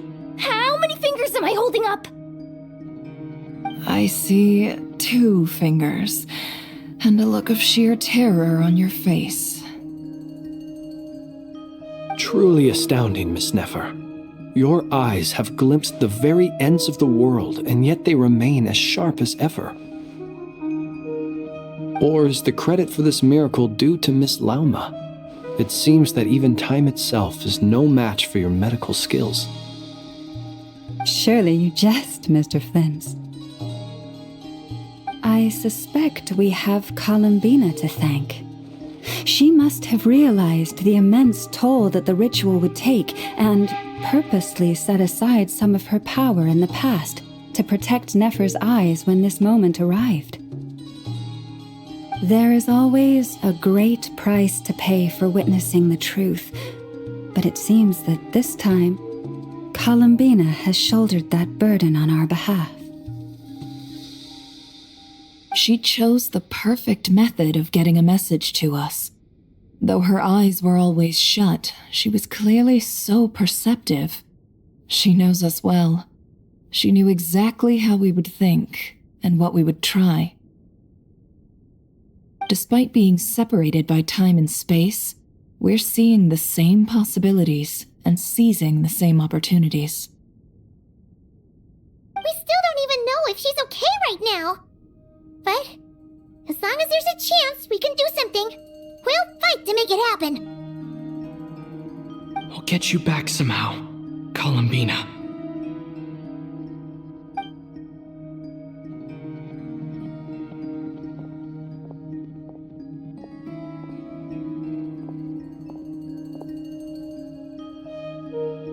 Well, based on the information we now have, let's figure out our next moves. Thanks to these gentlemen, we have a much clearer picture of the situation with Dottore.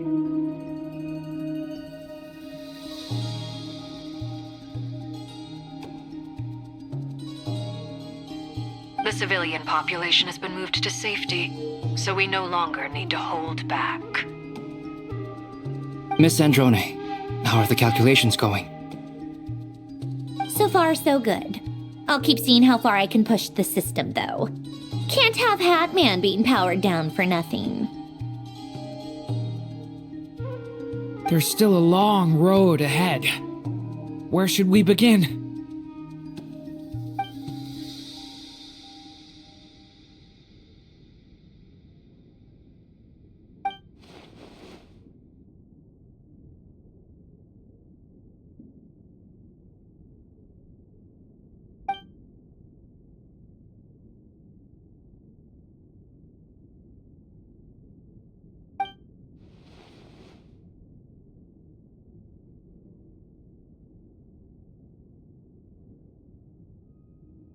Our plan is clear. Time is short, so let's get moving. There's just never enough time, is there? Time is the bane of my existence. Ugh. Anyway, I'm gonna get back to work. All right, we'll do our part too. Yeah.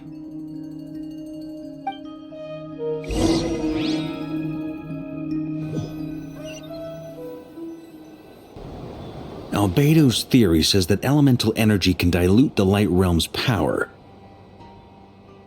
But I'm no expert in building elemental defenses. Sounds like something out of the advanced elemental theory section of the library. Whew. You seem quite troubled.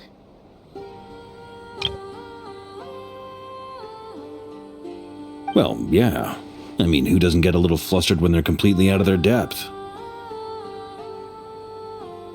You were the very picture of confidence back when you approached the Hexen Circle. Yeah, I could have been faking it through that whole meeting for all you know. Who's to say I'm not just a ball of nerves in a charming and gregarious package? Oh gosh, really? I'm so sorry, I had no idea. Well, you're all the braver for it. Still, I was much more in my comfort zone than I am here. At least in Mondstadt, you can cry for help from a cliff top and actually stand a chance of summoning Barbados himself. Things have never looked bleaker than they do now. If we don't pull this off, Tevet's doomed, isn't it? Oh, you think so? Actually, yes. Yes, it probably is.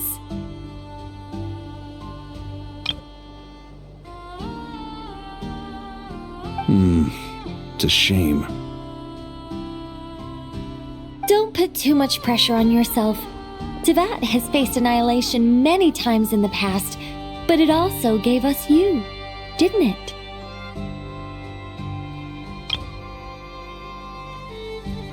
Hey, don't give me that. It's not like I'm anyone special. I disagree. Every human born in this world is special. We angels have always believed that.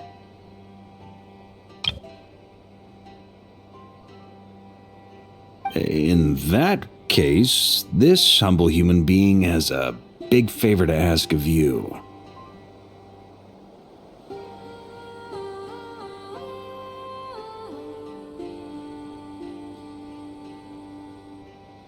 I thought you might say that.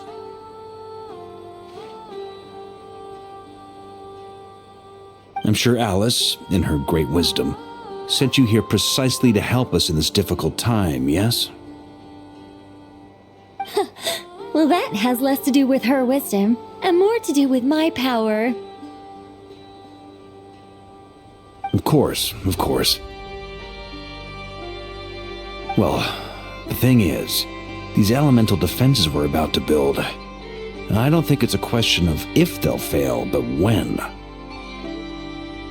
Durin's findings from his patrols make it clear that Dotori is constantly expanding his territory.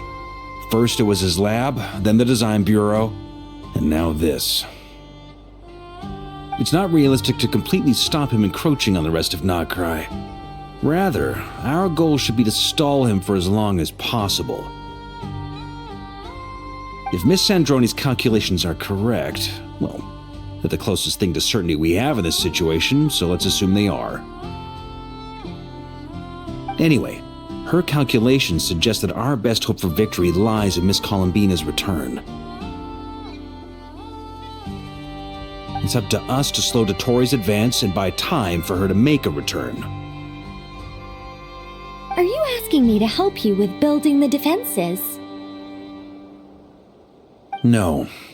I'd like you to prepare for what comes next. When he eventually reaches us, we will have to fight him. You were an angel once and a mage now. I'm asking you to lend us your protection. Oh. Can I take it that you're triggering the terms you fought for during our three-way talks?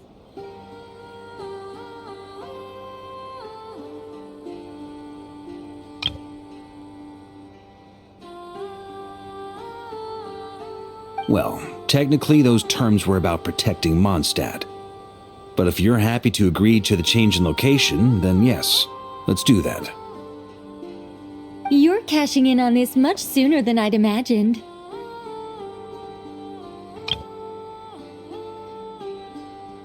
Well, yeah.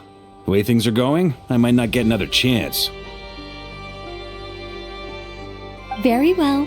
The mages have heard the knight's plea, and we will respond. To tell the truth, Alice and I had already discussed how we might help you all, so I didn't come empty-handed.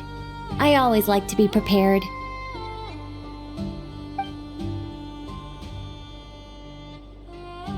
This is... wow. Yeah. This is great. Seriously, thank you. It's been many long years since I had a chance to dazzle humanity with a little divine intervention. To humbly serve as a reliable and responsible guide. Anyway, Knight of Boreas, please accept this gift in recognition of your great virtue. Go now. May the angel's blessing deliver you safely to your destination.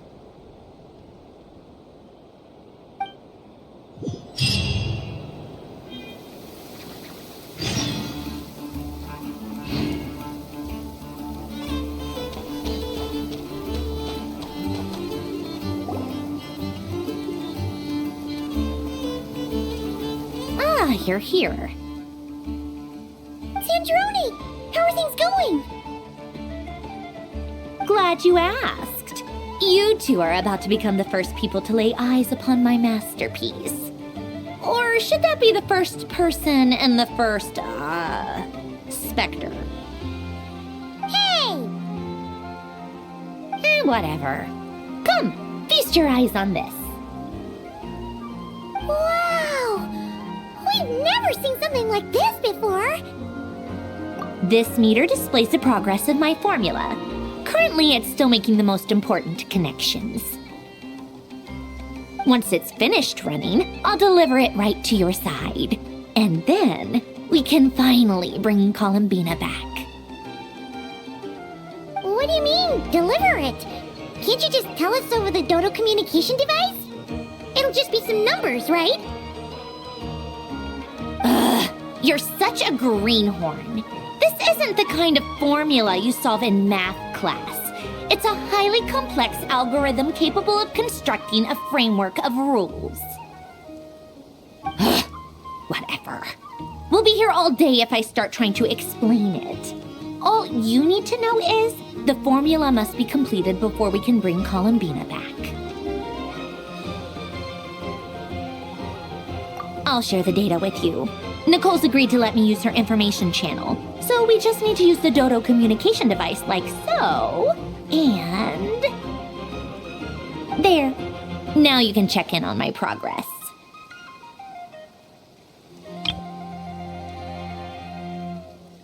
Wow! Look at that! You're amazing, Zandrone!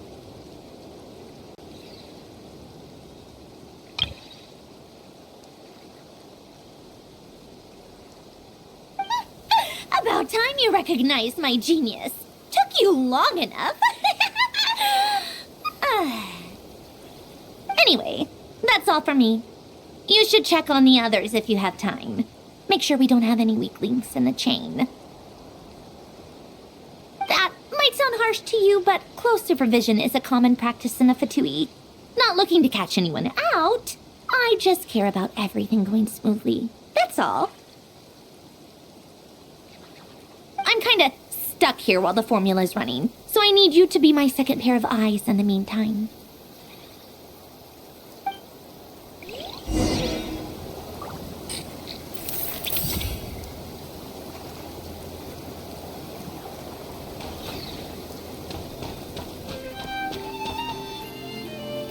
Thankfully, Miss Nicole has come to our aid. Nasha Town is now looking very well defended. Golden Flame. Yes, that's Nicole's power, all right. Based on the latest message from Grandmaster Varka, it sounds like they've reached an agreement. The situation should be more stable with her assistance. Everyone will have at least some degree of protection. Albedo! Durin!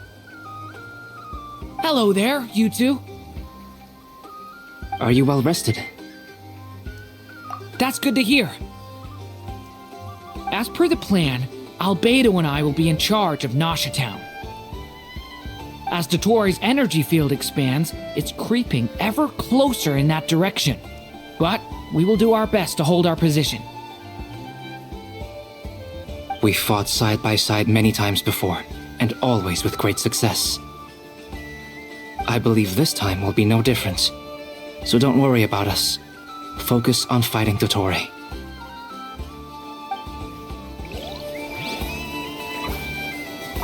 As Dotori's energy field expands, it's creeping ever closer in that direction.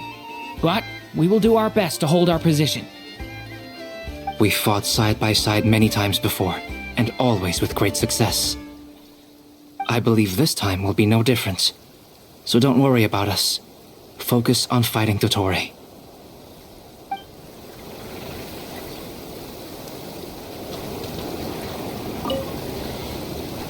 Traveler, Paimon, a pleasure to see you both. Flans! How's everything coming along? Fairly well, if I do say so myself. Personally, I am ready to confront Dotori head-on. Ooh, you sound much more serious than usual. To be honest, I am not usually fond of exercising my full strength. For one thing, it's hardly conducive to maintaining a low profile. Besides, I believe one should have the right to choose when to show their hand. I am conserving my strength until the moment of battle is upon us. Anything to boost our chances of victory. Seeing you get into the zone like this really puts Paimon at ease. Huh, Traveler? I consider it an honor to have your trust. Rest well.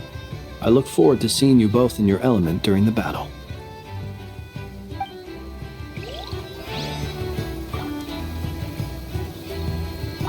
Rest well.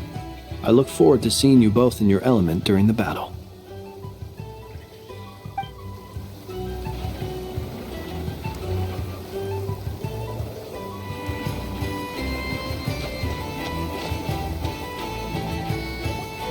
Yes, Miss Moonchanter? What are you staring at? You always address me in the strangest ways. Lady Moonchanter one minute, Miss Moonchanter the next.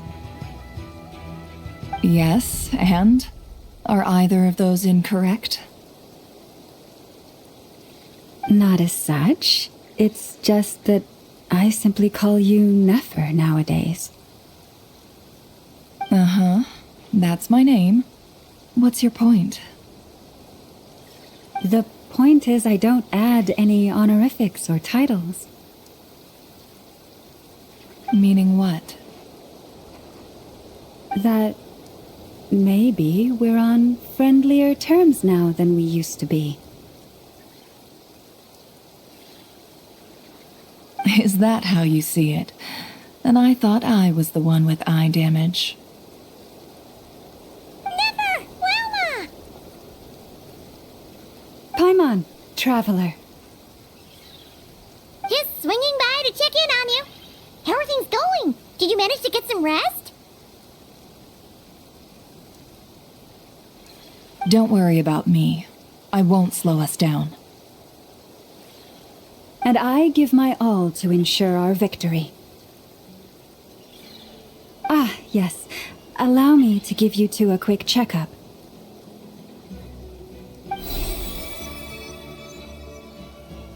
All done. You're both in good shape.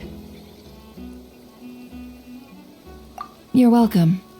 You'll have your work cut out for you in this battle against Dottore, so make sure to get some rest in first. Paimon will keep an eye on him, don't you worry.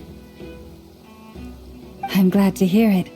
Take good care of yourself, too, Paimon. Sure thing!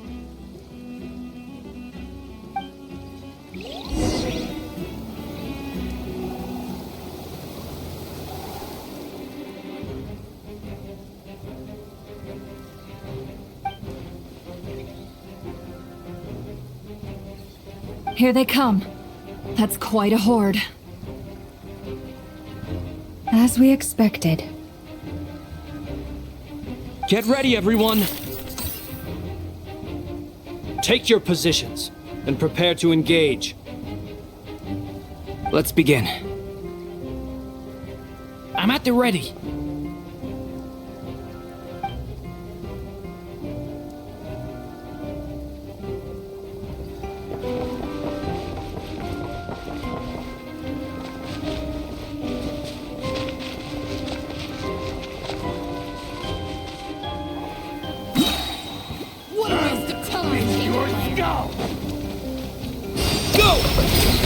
Knight.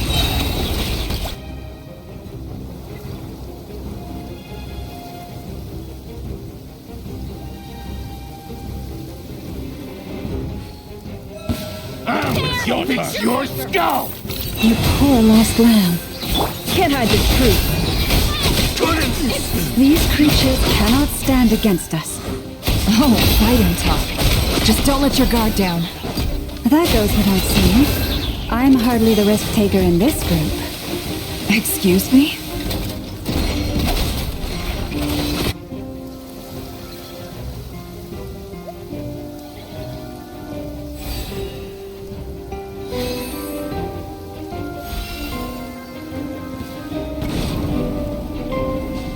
Burst forth! Come into being! That was easier than I thought. Naturally. What do you mean? Is it because as created beings go, we're of a higher level than them? Very good. You wondered.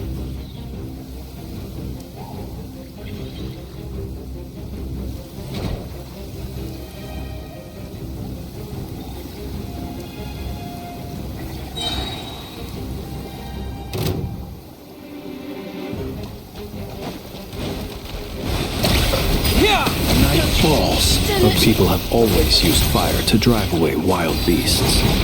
Wouldn't a lantern work just as well? You read my mind, my dear friend. I was just about to say that. All right then, dear friend. Bring the light!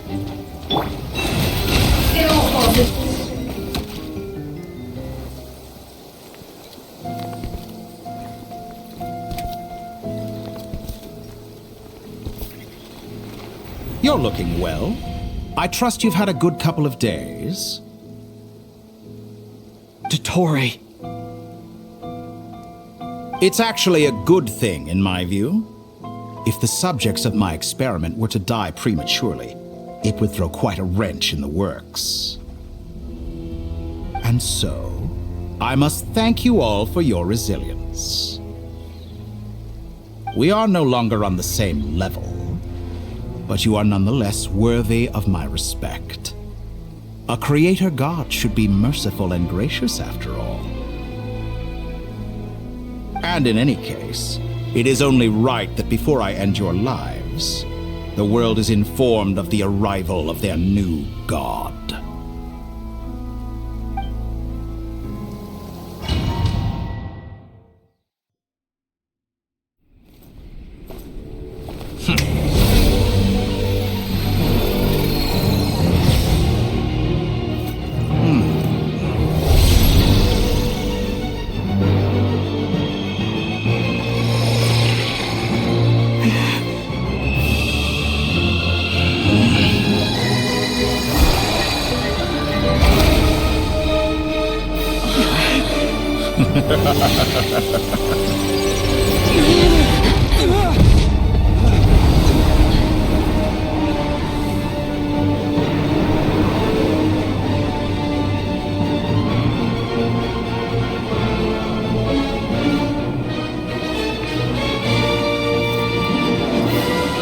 The experiment begins. With the marrow of the three moons in my hand, behold the false moons fall!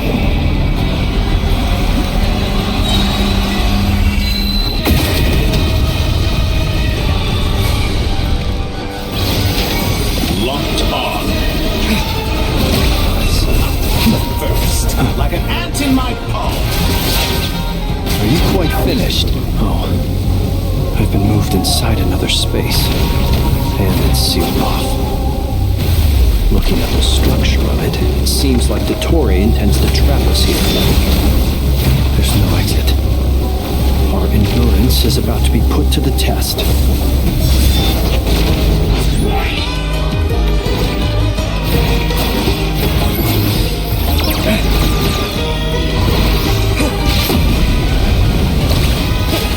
Tell me, where will you try scurrying off to next?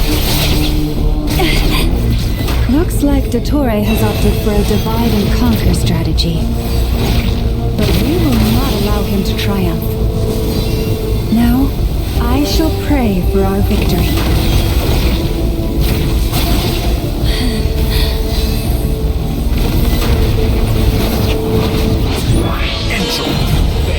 To me! Go! No more lies. We annihilated that which cannot stand against me. What's this supposed to be? A knockoff version of the space Columbina got trapped in? There really is no way out. We'll see about that, Dottore.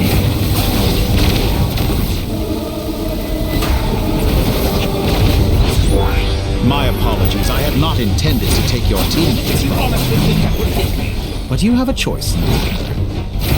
obey and I can release them. An excellent deal if you ask me. Don't you consider perhaps you could try being a bit more proactive?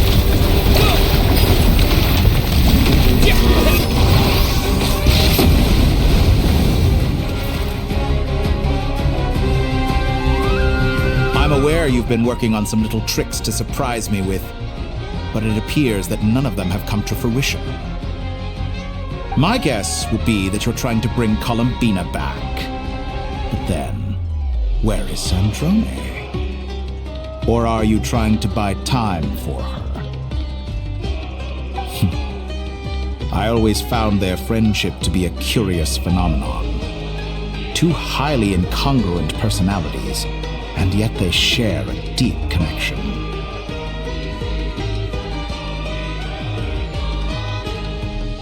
Speaking of Columbina, I once saw her as like a younger sister. We got along quite amicably while she was with the Fatui. But then one day she suddenly decided she would refuse to take part in any further experiments. To this day, I truly don't understand what I could have done to upset her so much.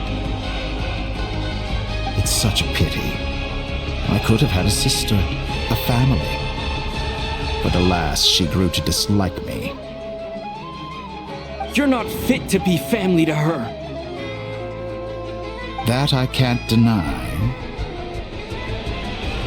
So many people, all obsessed with playing out the same tired old dramas. This world is rotten to the core. And then there's you. You had every opportunity to reach the right conclusion. The thought of killing you off like this? But I maintain that I approached you in good faith, so I will offer you another chance. Will you work with me? You have until I count to 10 to make your choice. 1, 2, 3. Not in a million years.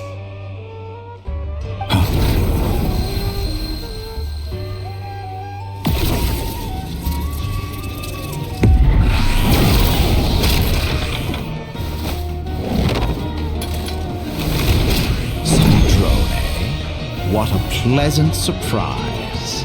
I didn't think you'd join us all the way up here. You're as sick and twisted as ever. Don't fool yourself into thinking anyone's grateful for the chances you're offering them. Sandrone? But the formula hasn't finished running yet. Funnily enough, I was just discussing a collaboration opportunity with the Traveler, and then I see you, who I must say is a good example of an opportunity gone to waste.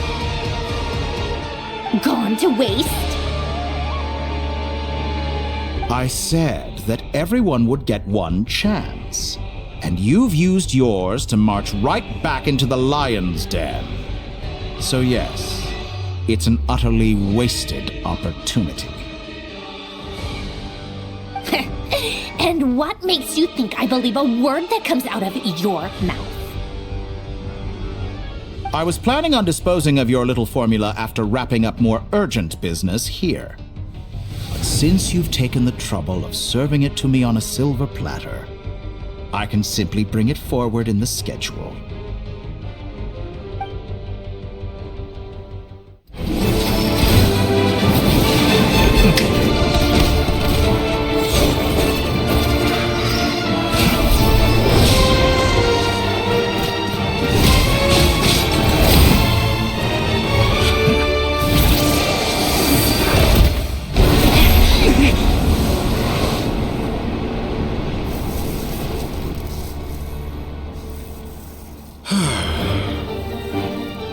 Is this your life's work?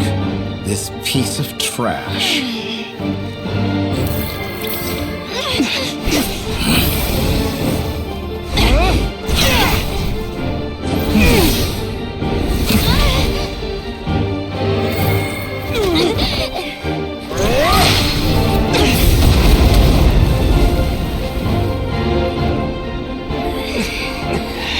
Your formula runs too slowly, Sandrone. You put your hope for success on others instead of fighting dirty. That is why you have failed. Now, whom should I slay first? Any volunteers? No one? How nice of you to leave the decision to me.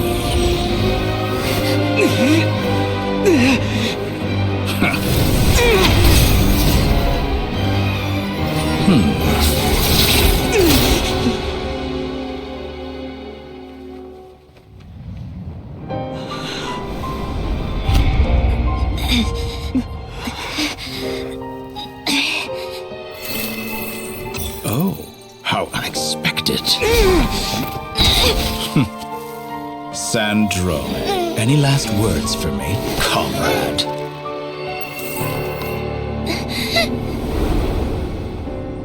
Is there anything you wish for? Not really.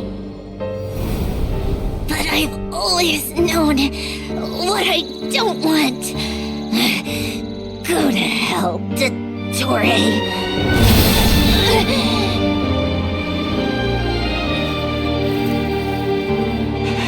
No!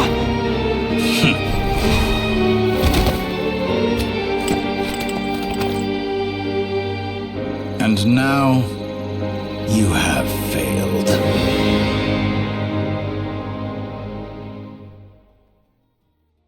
Sandrone! Now you see how fragile mechanical contraptions are. Just a gentle tap, and they fall to pieces. However keen of an inventor Sandrone may have been, her death spells the end of the formula that was running inside her body. Of course, I have to commend her for making it this far. As her colleague, I have to admire her stubborn tenacity. Now, it is time for you to take your place by my side.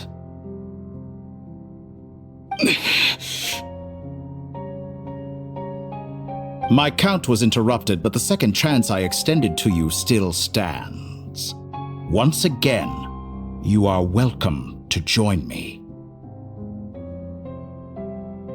By now, I'm sure you have gained a greater appreciation for the power and authority I wield. What is stopping you from embracing a new world of endless possibilities?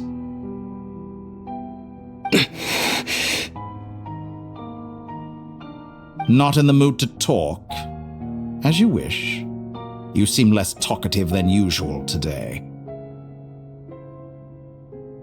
I'll change the topic to something more apropos. Sandrone was always like this, never trusting anyone, always so reluctant to share her research with them. Objectively speaking, she had her strengths. It is remarkable how she extracted and even optimized the world formula from so much data. But her inability to trust was her undoing. Had she allowed someone else to monitor or run the formula for her, you might still have a chance at victory even now. But regrettably, she was a stubborn fool. As much as it pains me, she had to go. Dottore. Maybe this is news to you, but people can change. Columbina surprised you when she escaped. And I think Sandrone would surprise you too. Change? You can twist the truth however you want, but I see it clear as day. You're the one who can't trust other people. Is that how you see me?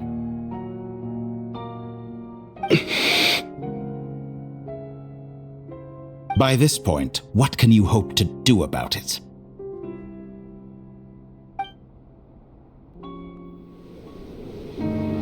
It is pointless to fight on. You've already lost. Wrong. You can't win this, Dottore.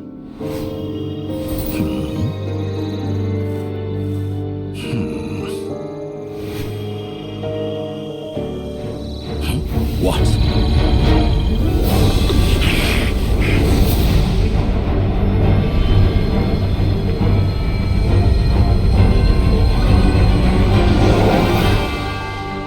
My formula can get us 90% of the way. It will connect you to Columbina. Then, I will bring the formula's output to the Traveler's side. For the last 10%, do whatever it takes. Just bring the moon down.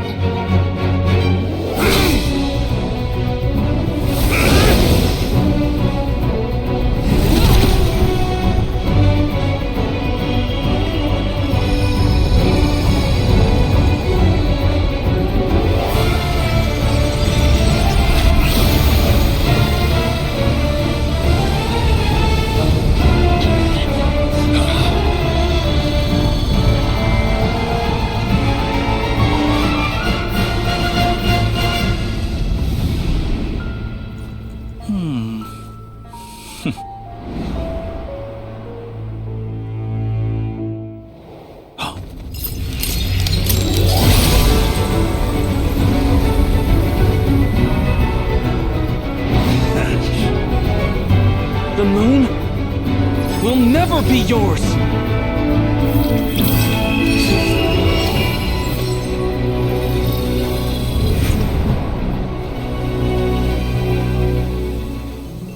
I turn my body into moonlight and pour it over Nodcry. My soul, I leave here to inform my future friends.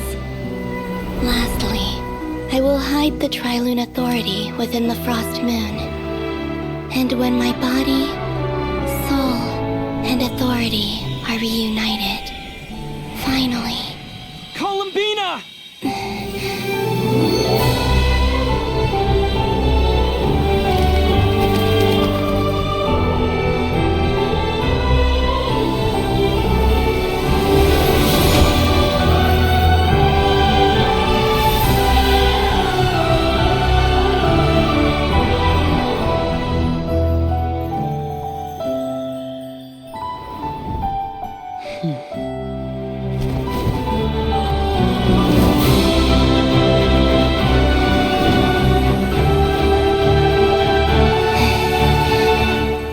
It's been too long.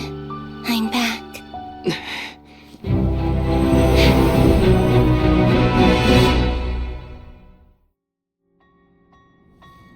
Stay focused on the battle, Traveler. What a touching reunion.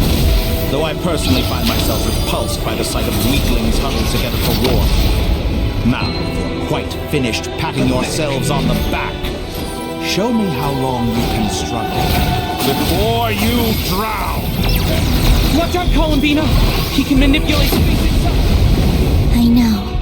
Wait for the right moment. Face me. We'll strike together.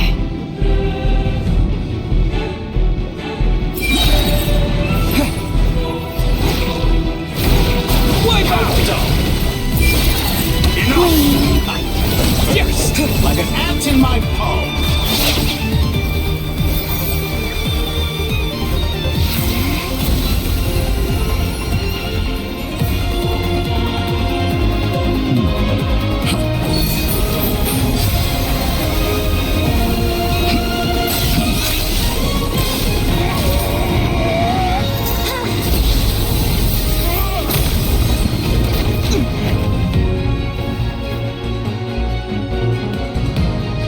You the new moon's blessing.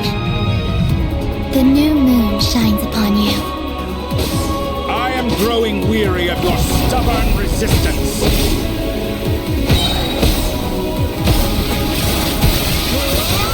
It's over, Dottore!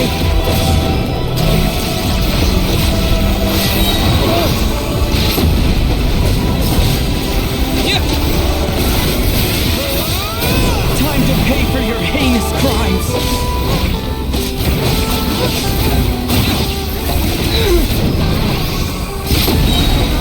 The world cower in the cold night. is not yours to command.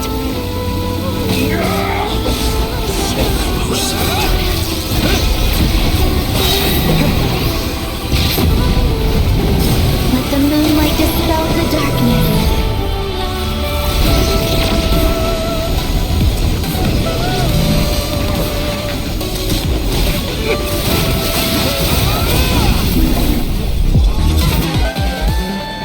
So you rather wallow? Everlasting as the moon.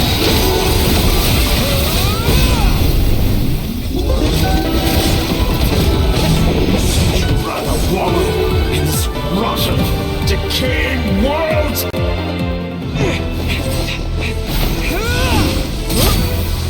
Willfully blind.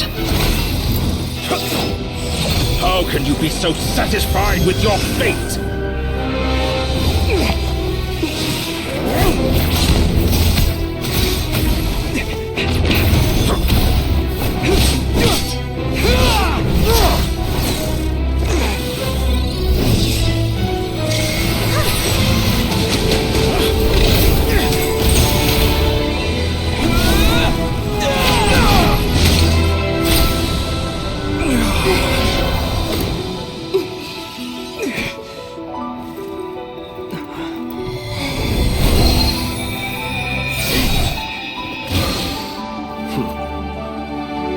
This battle was never about fate. It's about friends, family, and the home you stole from them. So dull. Only the weak rely on each other for comfort. You shall see. Once I transcend fate, you will be nothing but fodder for my grand experiment! That will never happen.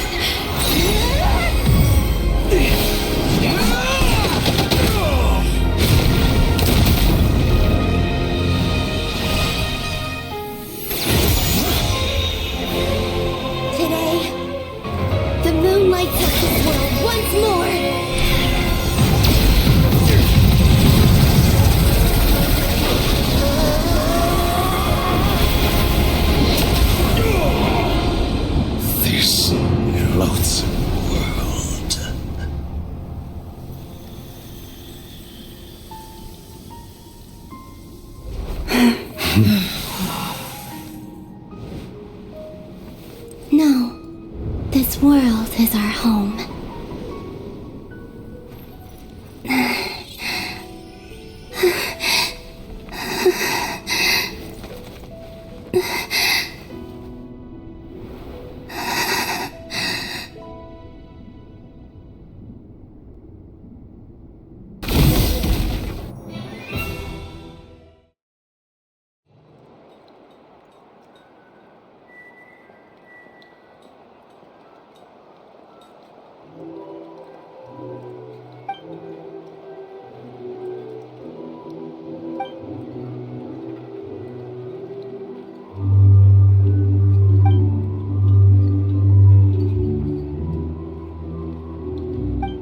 No, you're doing it wrong.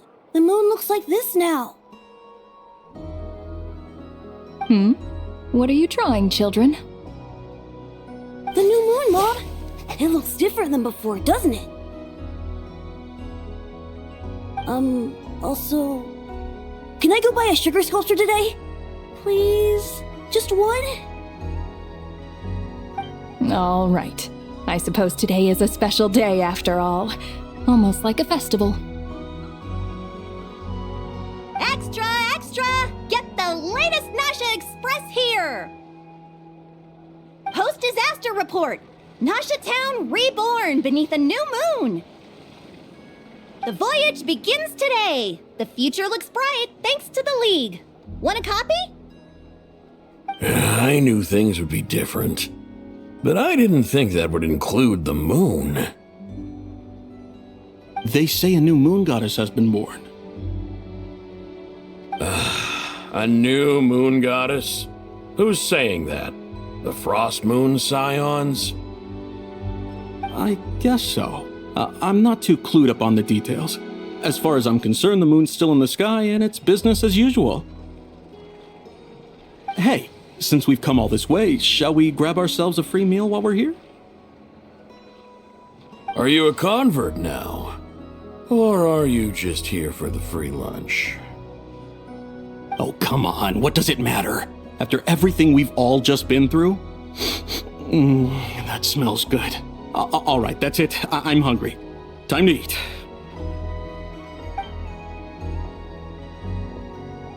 Come on! We gotta get there early, or there won't be any good spots left! Shh, keep it down. This is a residential area. What if people are still sleeping?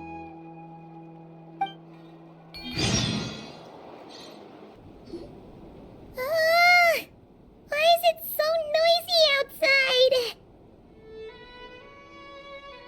It's okay. Paimon was pretty much awake anyway. It's been so long since we last had a chance to relax, huh? Feels like time is moving slower than usual. What about you? Did you rest well? Still winding down from everything that's happened? Or are you wondering how our friends are doing? Or is it about what Dotori said to you? Okay, if you say so. But don't push yourself, alright? Let Paimon know if you need to talk. What we just went through was a lot. It's totally normal if you need some time to get back in your groove. Luanatar disappeared after Columbina came back. Apparently, she was part of Columbina's soul or something. Still, Paimon kind of misses Luanatar somehow. But anyway, you did great. So did Paimon. We all worked our butts off to contain this disaster, and in the end, we made it. So, chin up, Traveler. You should be proud of yourself. Hey, don't poke fun. You should be glad that Paimon's growing as a person.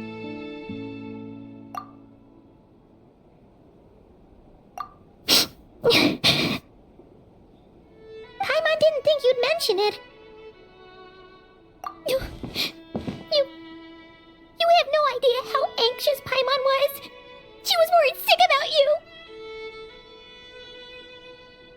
Well, if you really want to show Paimon you're sorry, you're gonna need to make it up to her. You better be ready to splash out on a lavish meal.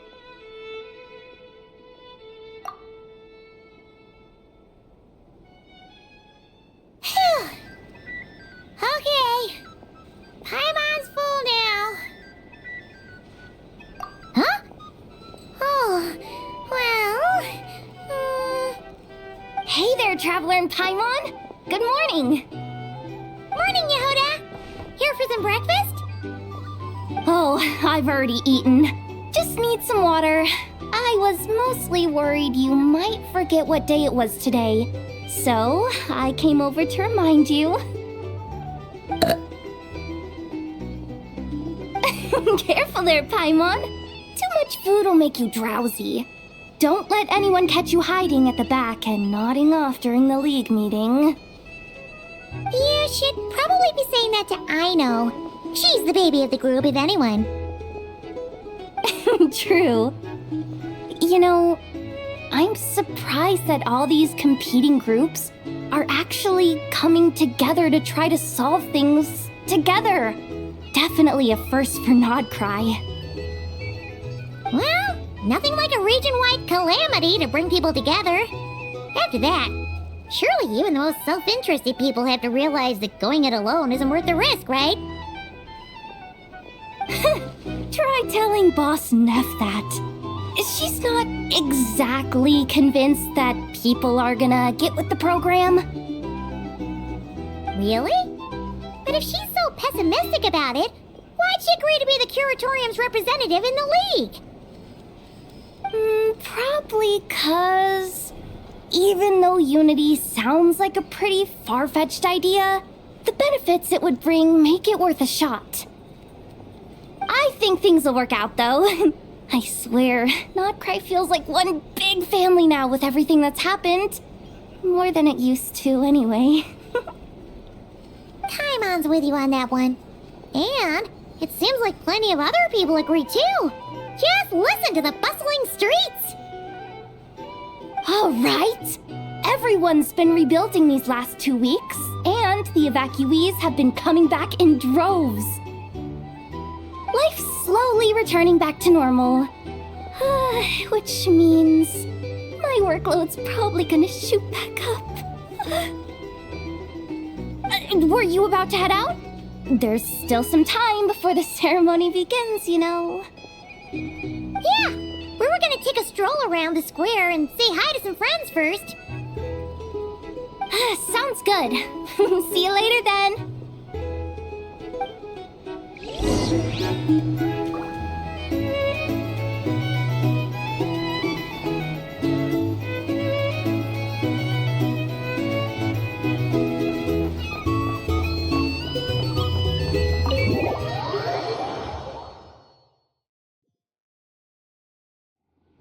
Please accept today's boon. Have a nice day. Are Paimon's eyes deceiving her? Or is that Inefa handing out food for the Frost Moon Scions? Hello there. Would you like a feast of the moon along with some snacks of the day? So, what's new, Inefa?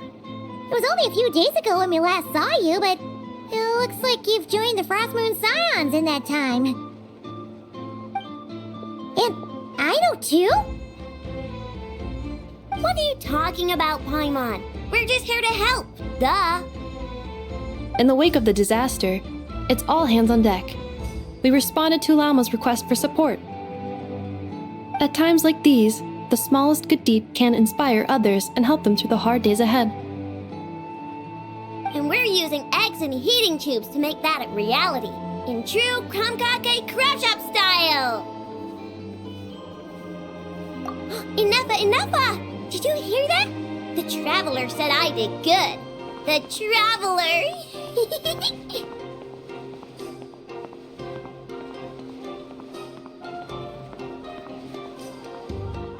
That's because it's true, I know. Proposal. If you can resist eating today's dessert, I will provide you with compliments, too.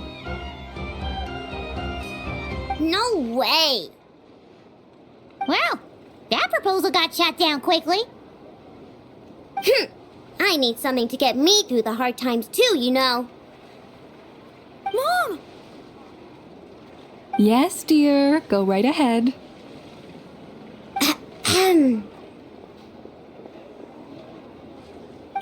Excuse me. Could I take a photo with the robot lady? She helped us get safely out of Notcry, and she helped us get back home too. She's the best. Of course she is! And since I'm the whiz kid who built her, that makes me even better than best, right? But you stole my snacks, though. Oops. Shall we move to the open space near the center? The view there is better. Thank you!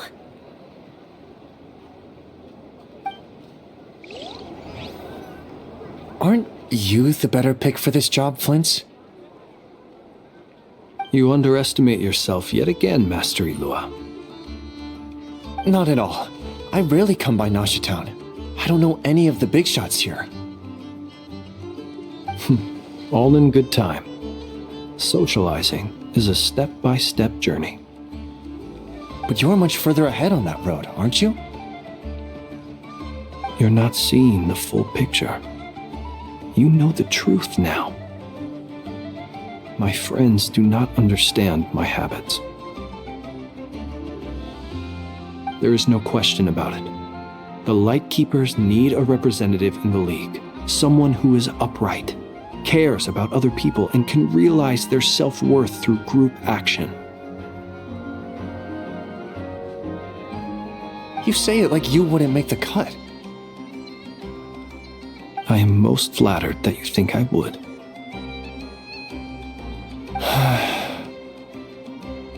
Sigh a little less, Master Ilua, and have more faith in yourself. All the Lightkeepers agree that you're a very promising young man. That is precisely why Starshin and Nikita felt safe delegating such important work to you. I'm sure we all also agree that we would sooner die of dehydration than manage to wrangle anything out of you in a discussion. My apologies. I am not in the habit of bringing water with me when I go out. Whatever. I'll take the job. By the way, who else is part of this? Oh, it's quite the who's who of Notcry. There's the Moon Chanter of the Frostmoon Scions, the boss of the Curatorium of Secrets, a representative of the Voynich Guild, and even someone from the adorable Krumkake craft shop. I'm sure you will find speaking with them to be a genuine pleasure. If you say so.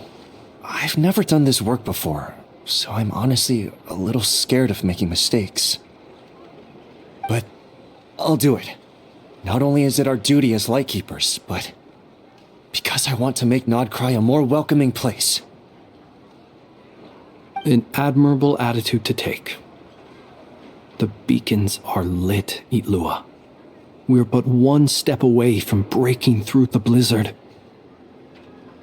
We have the chance to band together and build our shared homeland into an Elysium.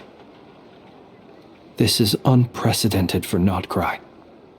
An opportunity not to be missed. Yeah. You're right. I'll do my best. Quite a few familiar faces have arrived. Let's go, shall we?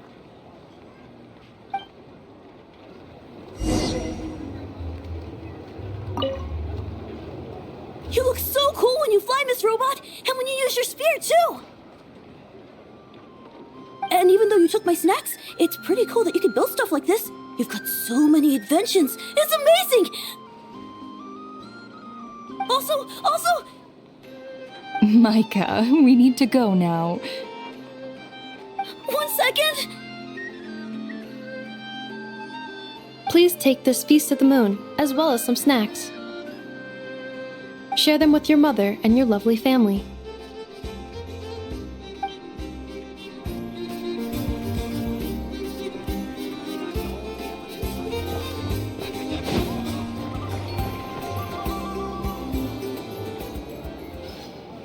Wow! Everyone's here! You seem well rested. I know no one's asked, but I'm sure you all want to know, so let me just say, we're doing great. Thanks.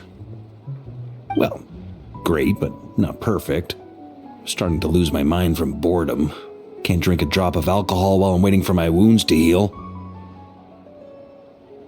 I'm sure you had a sneaky swig or two. Wait, how'd you find out? I'm sure you must be missing Mondstadt after all these years away, Grandmaster. Yeah, you could say that again. Every time I get news from Mondstadt, it makes me want to go back and see the place for myself. Honestly, once things are wrapped up here, I think it'll be time to head back home. Hey, looks like someone's taking the stage. Can everyone see okay? Anyone need a boost?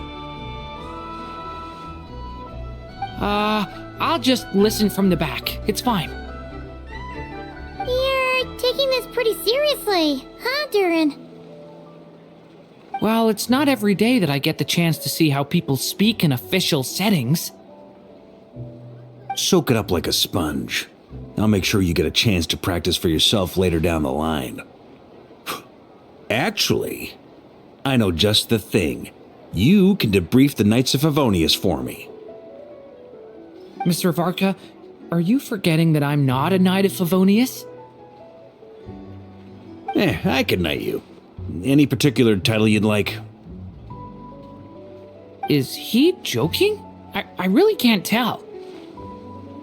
You'll have to figure this one out for yourself. It'll be a good learning experience. It is my honor to host the opening ceremony for the League, and to have this opportunity to speak to you all in my capacity as Voynich Guild representative.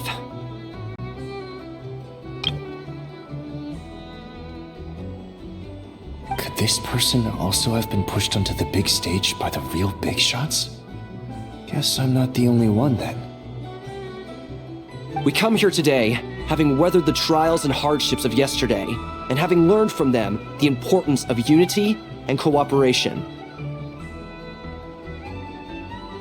All right, here we go. Uh-oh, looks like Aino's off in Dreamland already. Wait, Boss is looking kinda drowsy too. What's up with her? Come on, get the speech over with already. Nodcry is our home, the land we rely on for survival. And as we chart a course for the future, may we persevere through the storms ahead as we sail towards a new era of prosperity, freedom, and hope.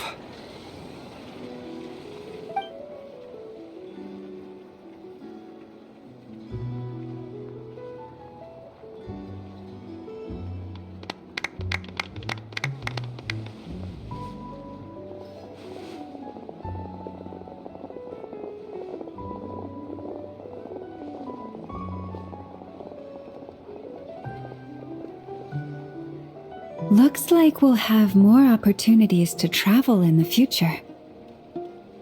I'm sure you'll cope, Lady Moonchanter, given how fleet of foot you are. Unfortunately, I suspect I'll be too busy at the Curatorium to act as your host.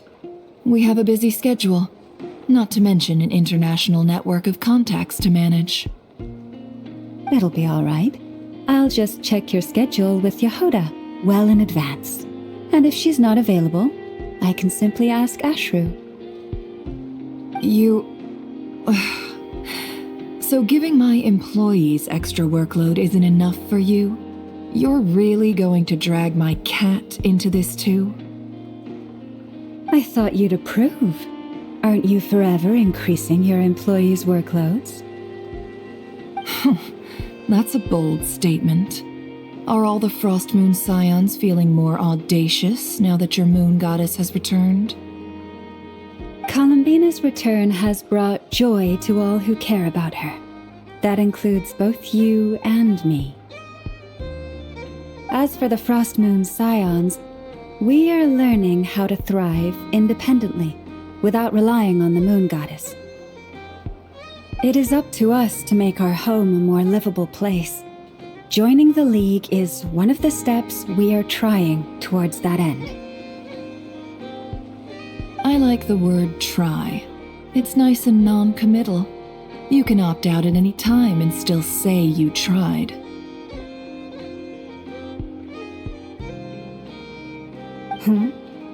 You don't see a bright future for the Frostmoon Scions? Or did you mean the League? I'm just not as optimistic as you. The Frostmoon Scions should count themselves lucky that they have a leader as stubborn and enterprising as you. But Nodcry's a big place, with all kinds of people. Most of them don't enjoy answering to a leader, or even listening to reason. Well, that's where you and your methods come in.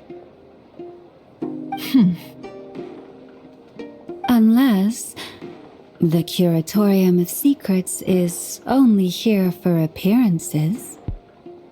For now, yes. And that won't change until this venture becomes worth my while. What would make it worth your while? Getting out more than I put in. Right now, I'd barely break even, but I'll grant that it's a good start for Nodcry. Then maybe it's worth a try. All right, you can stop now. Or do I have to join the Frostmoon Scions before you'll get off my back? You'd be very welcome to join us. Hey, you two! Congrats on all your hard work! What are you chatting about? Nefer was trying to dissuade me from adding to her employees' workload. Also, she's considering joining the Frostmoon Scions. Sorry, what? Your conversations are always the most interesting. Would you two care to join me for some tea before heading to your next destination?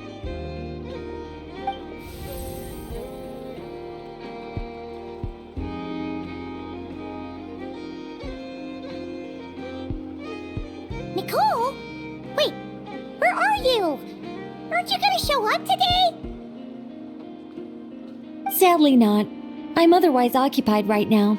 I'm sorry, Paimon. I can hear how disappointed you are. If it's any consolation, let me say that how things appear on the surface is a far cry from what they are at their core. Perhaps you'll feel better if you focus on the fact you have a special line of communication with the great mage herself. Okay? Has something happened? No, or not yet, anyway. Well, that's not ominous at all. Not for the time being.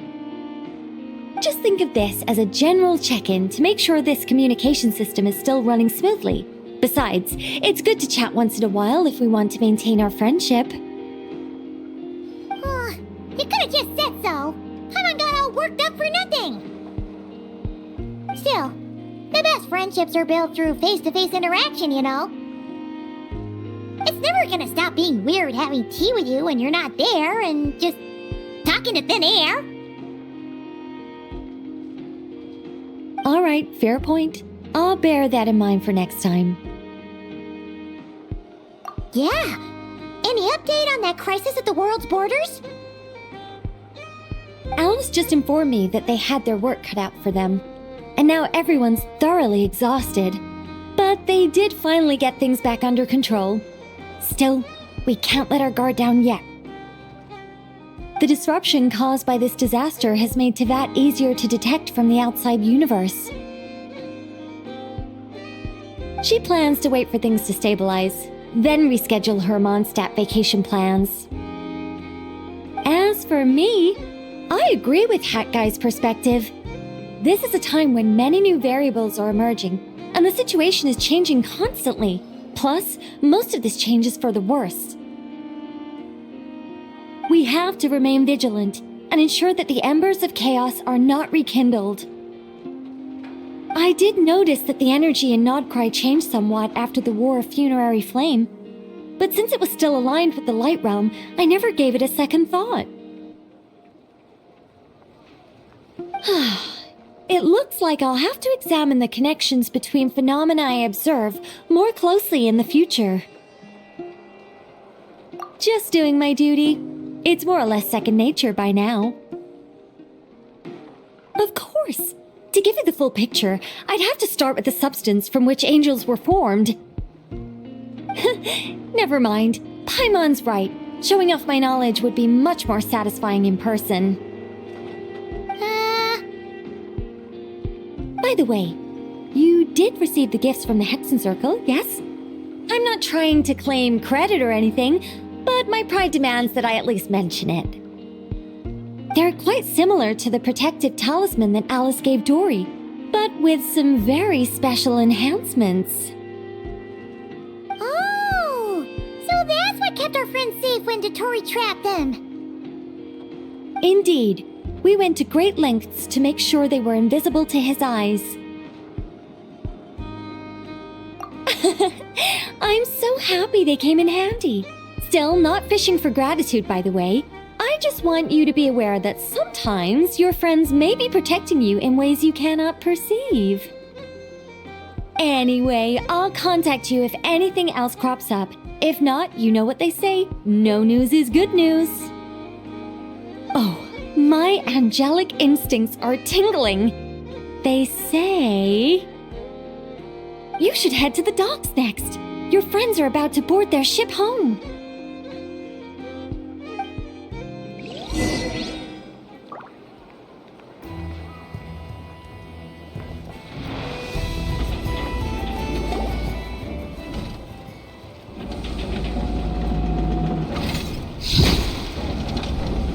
You're here. You're here too, Hat Guy. Are you heading back together? No. I'm bound for Sumeru, and she for Fontaine. We just happened to cross paths at the harbor. Everything seems fine. Sandrone may have an abominable temper, but she's always been very responsible with important calculations, and things entrusted to her by valued friends. You always speak as if you know us inside out, Mr. Hat Guy. Maybe I'm just a good judge of character. I certainly hope that's all there is to it. Regardless, you have been a significant help in this matter. For that, you have my gratitude. I didn't do anything special. Sandrone's the one who completed a seemingly impossible formula and turned the tide of the entire battle, even giving her life in the process. She's the one we should be thanking.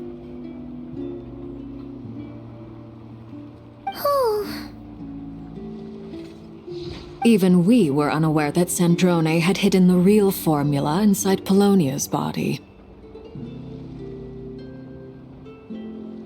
She managed to fool Dottore into thinking the formula was running in her system by installing an identical-looking decoy within her.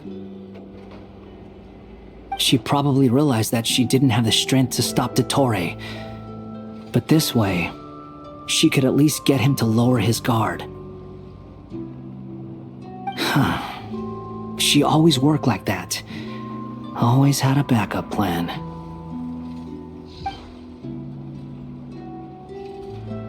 Well, that's why I'm traveling to Fontaine. She made a request of me long ago, and the time has come to fulfill it. Think of it as her will. She said that should she ever fail in a mission, she'd like me to deliver her core and Polonia's to the Fontaine Research Institute. She also mentioned that she had made arrangements for people there to set her affairs in order. Some of her personal effects, such as her notes, were left to me. I've decided to take them back to the House of the Hearth, for safekeeping primarily, but also as mementos, I suppose. However, there is one book among them that I'd like to leave in your care. I'll have someone deliver it to your residence at the flagship at a later date. No, I was specifically warned not to tell her. This is her last wish, and I will abide by it. I can only hope so, but none of us here can know for certain. I bade farewell to Columbina earlier today. As promised, she turned the iridescent moon's marrow over to me. She spent a long time with Sandrone's body, saying her goodbyes. Is she alright? Sandrone's passing has left a great wound in all of our hearts. It will take time to heal. But Columbina surprised me. She offered me some words of comfort before I departed. Despite being grief-stricken herself, she showed an awareness of the feelings of others around her. She never used to act like this. Clearly, she has grown. And I suspect that we have you to thank for much of the change we are seeing in her. After these recent events, the Tsaritsa has revoked the Pale Star Edict.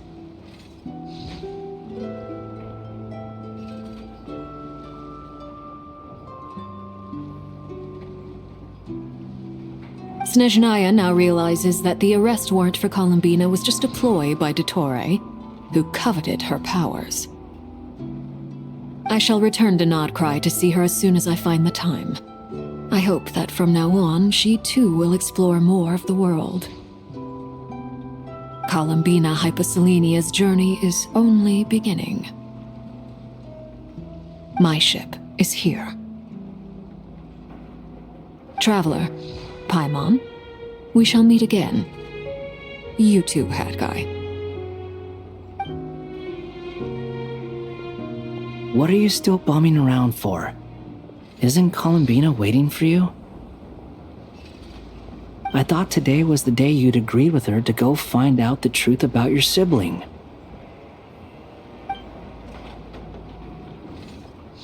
You're afraid you won't like the truth when you see it. Well, this is new.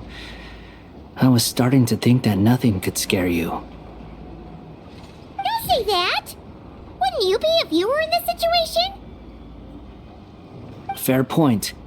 But I'd say I have more experience facing up to unpleasant truths than the Traveler. They say blood's thicker than water. I know how much you need your family back. More than you need any of your friends.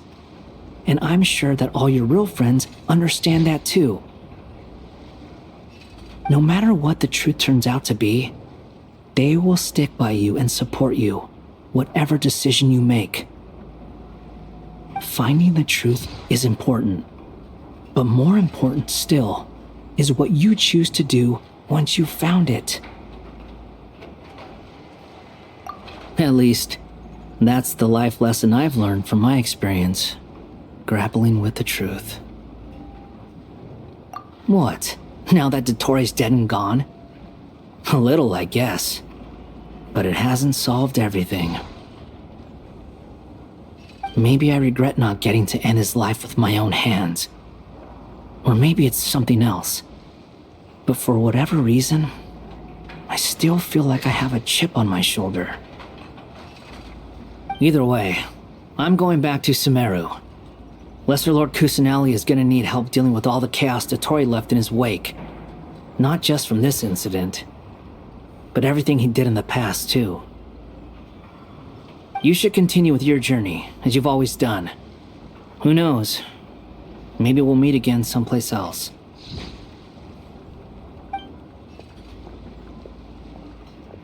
So, what should we do now?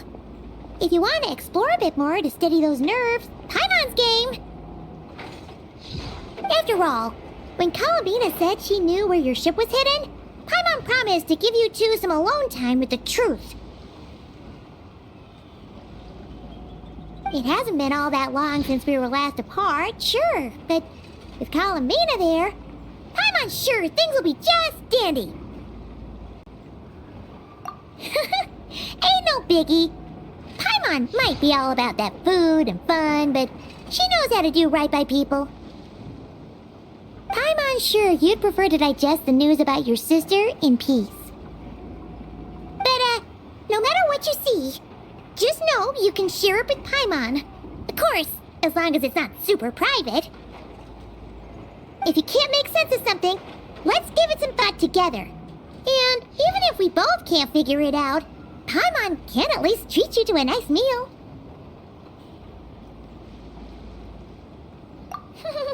Glad to hear it. Feel better now? Alrighty. Next up, time to meet with Columbina.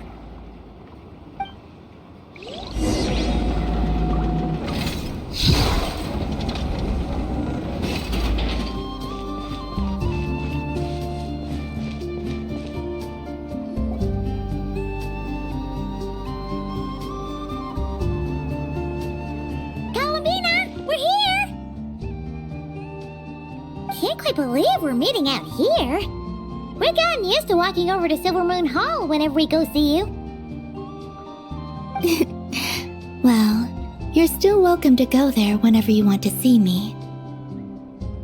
It's just, now that it's all over, I've decided to make some changes. Try and fit in with the Frost Moon Scions, like Llama suggested. The older generation are still timid around me. They don't dare get too close, and they bow their heads when I walk by. But things are much better with the children. I see more curiosity in their eyes. Hopefully, by the time the next moon prayer night comes around, I can enjoy the festival with them as myself, without having to pretend that I'm only dressed up as the moon goddess.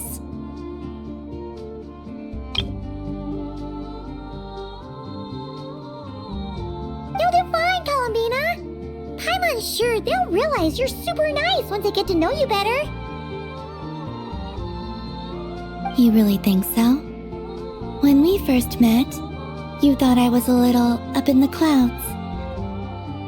We were just starting out then, come on! So Llama told you, huh? I'm only teasing. I know that I have you to thank for pulling me back down to solid ground.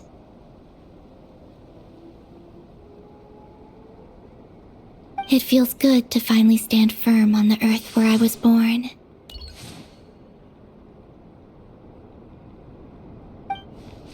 Oh, that's great!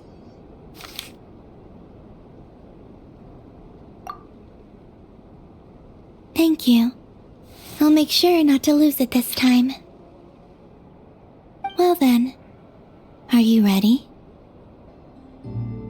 Lumine, what happened to our spaceship back then? Why did you leave? It's time to learn the truth at last.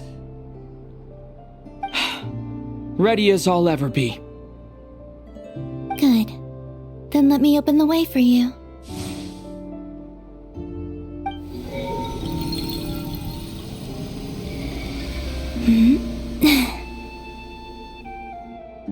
Where does this lead?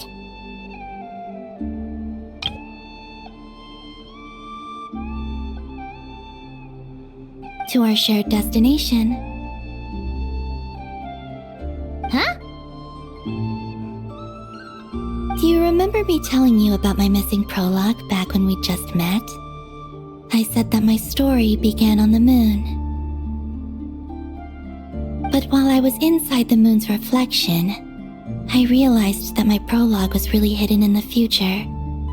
I just had yet to discover it at that point.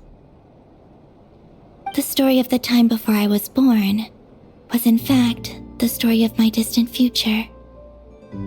It's truly fascinating. But when I obtained the Trilunar Authority and returned to our present reality, I sensed something I hadn't expected. Your prologue. So you mean... Yes, your spaceship. All this time, it has been hidden on the Frost Moon, which lay beyond the sky. The great ruler of the firmament. The heavenly principles.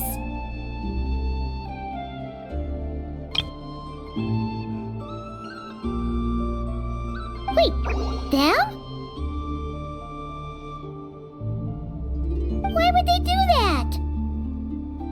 I don't know. Perhaps your ship contains something that is incompatible with Tevat. Or something that cannot be known. Oh, did I pick a bad time to say this? I know it must have been hard to work up the courage to do this.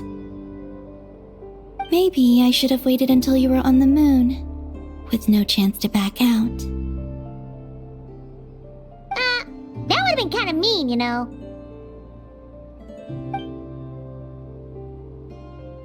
Take me there. Oh? Whatever is hiding in that ship, it belongs to me and Lumine. Those memories belong to us.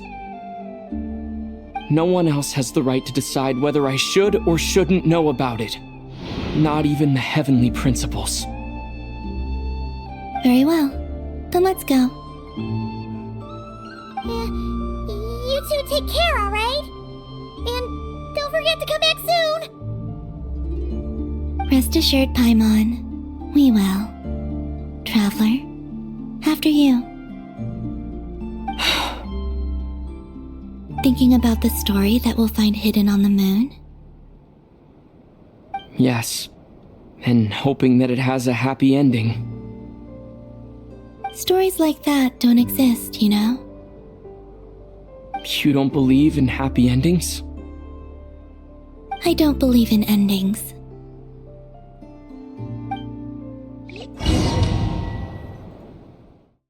Where am I? This is the pathway I built between Teyvat and the Frost Moon. The moon is very far away from us, so it could be a long journey.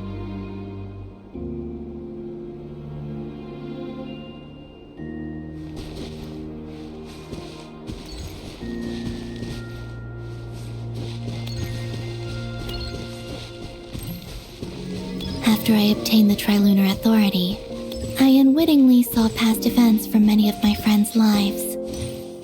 One was Lauma. She was so young when they chose her to be the Moon Chanter. From then on, the Frost Moon Scions looked to her to bring messages from their goddess. But, for better or worse, I had left Hisi Island before she was ever born. It was not until much, much later that she met me. I think it's for the best. Because of the way things turned out, you had the opportunity to become friends. You're right. In that sense, I think we were both very lucky.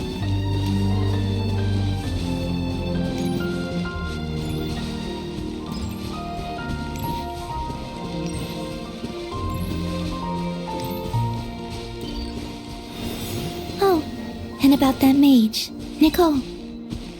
I only recently learned that she has lived in Teyvat since the time of the Three Moon Sisters. The Moon Goddesses always had a good relationship with the angels. I suppose our friendship continues that tradition.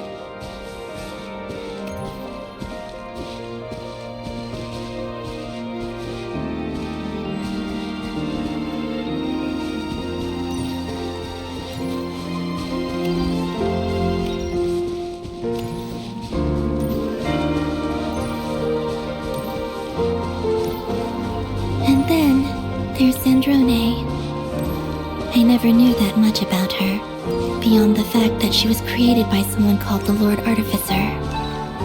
She, too, suffered for a long time before joining the Fatui.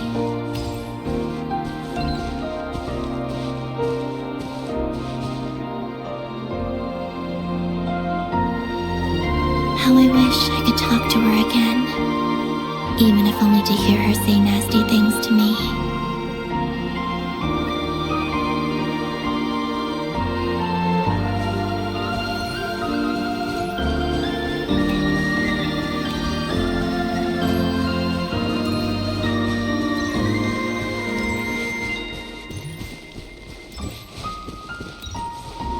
Also, I saw your sibling's story. I'm afraid I didn't see much. It seems that she rarely came to the surface, where the moonlight shines. But I did notice that back when you first set out on your journey, she would often appear nearby, gazing at you from afar with a guilty look in her eyes. Lumine. Let us speak no more of the past. I probably shouldn't reveal so much about my friends. It's not my place. Let the moonlight carry us forth. We are very close now.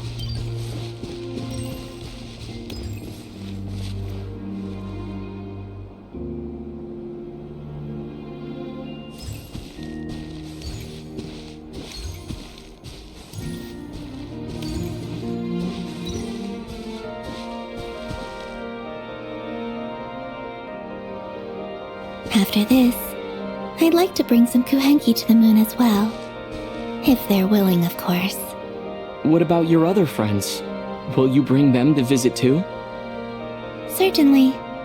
But I'll need to tidy the place up first. This home hasn't received any guests in a long, long time.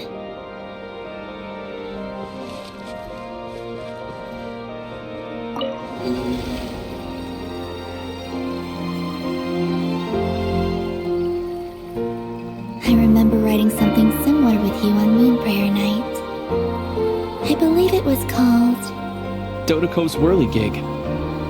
Yes, that was it. You asked me if I was afraid to return to the moon, and I said that I was. The idea that I had gained something precious, only to lose it so quickly. That frightened me. But I'm not afraid anymore. Besides, this time, we're traveling together.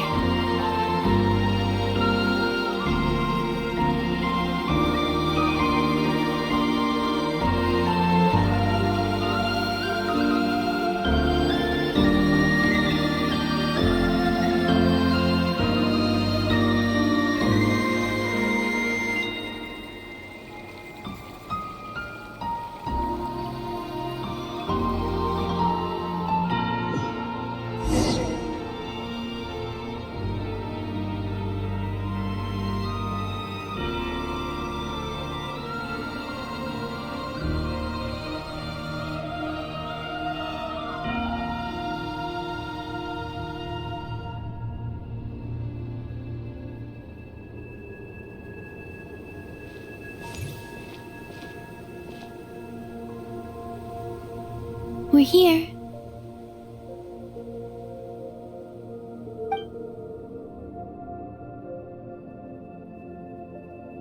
Over there.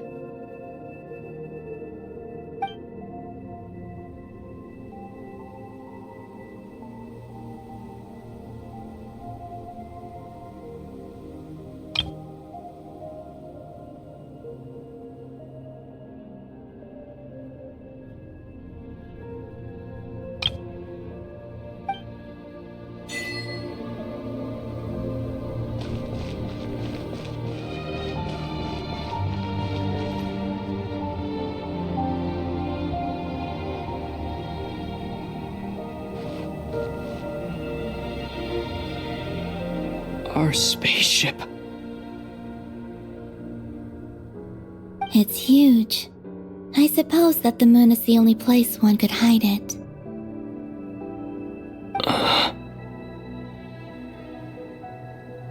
It'll be all right.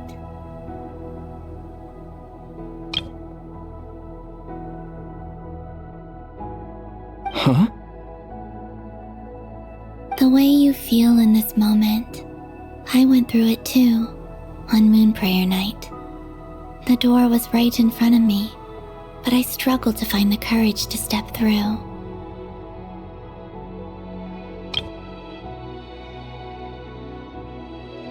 Solitude for me once meant living a life in which even I was absent. Before I met you, that was the only life I knew. But that night, solitude meant throwing away the life I had gained after meeting all of you. Columbina. Go. Retrieve the part of your life that was once lost. Trust me, you will lose nothing by doing so.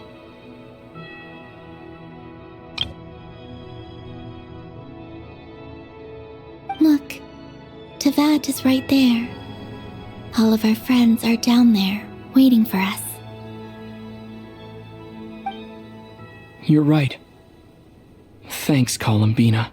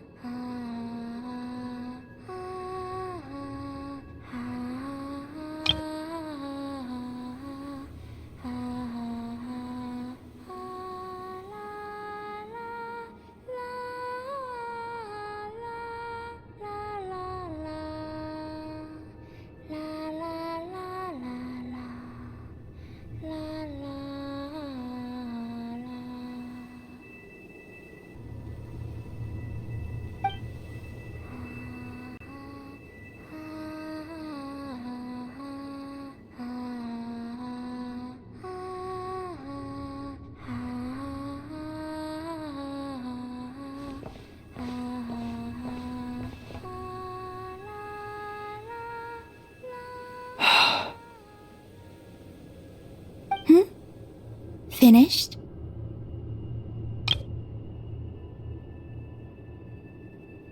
Yeah. Why did you take your eye mask off?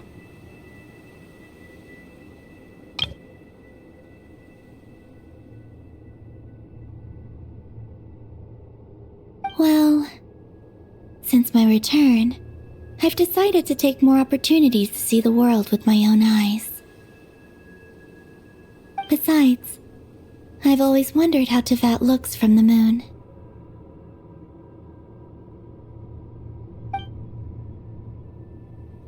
And what do you think? It's beautiful. I could spend a whole day here just gazing at it. What about you? What do you think of the truth you found?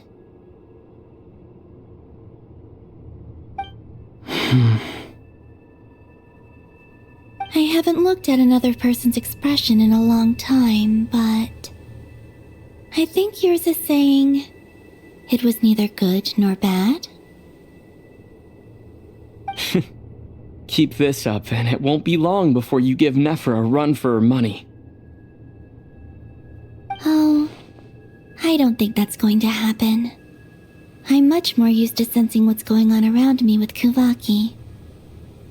I think I'll save my eyes for seeing special moments I really want to remember.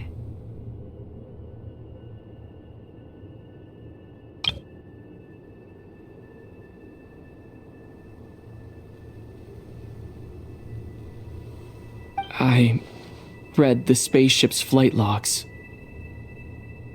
I always assumed that this was my first time in Tevat.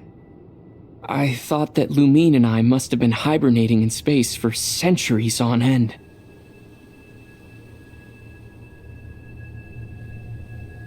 But the logs show that our spaceship flew over the skies of Tevat once before.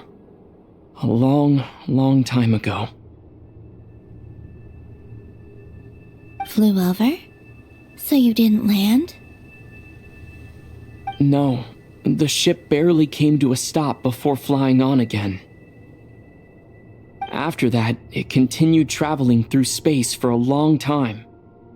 Some of the data is corrupted, but I suspect that it kept flying for thousands of years. It was only after that that the ship made a forced landing in Nodcry.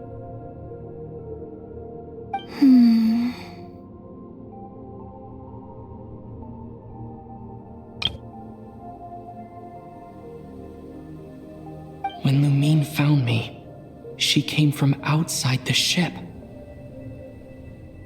Could this mean that she left the ship long before I did? Maybe even during our first pass over Tevat. Are you alright? Yes, I can feel that the truth is coming together, one small piece at a time. I remember Lumine telling me that when she first arrived in Conria, she could not recall the past. So this might be something that even she doesn't know. Here, I made some space for you. Your mind must be racing, and this seems like the perfect place to relax and clear your head.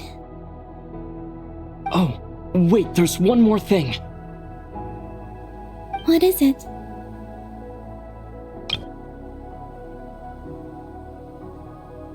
Wait here a moment.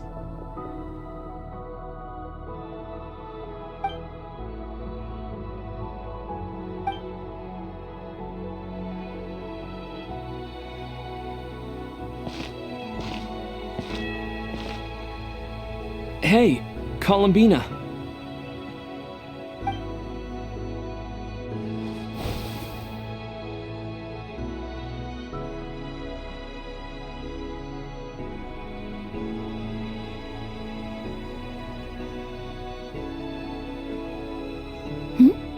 Is that a new outfit?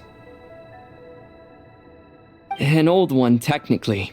It's been in a cabinet inside the ship this whole time.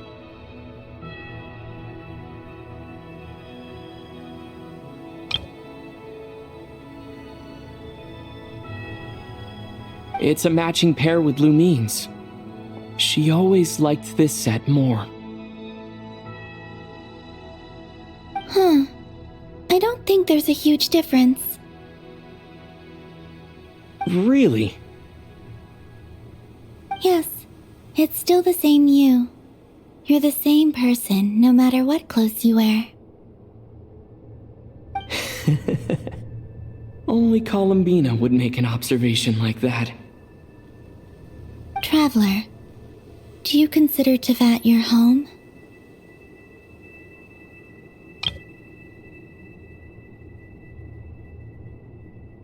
Home is wherever Lumine is.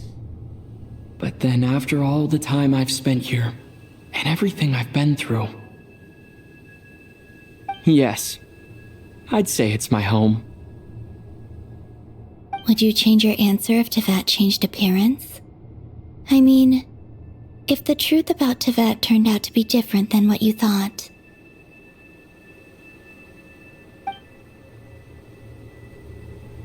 I don't know, but I don't think so.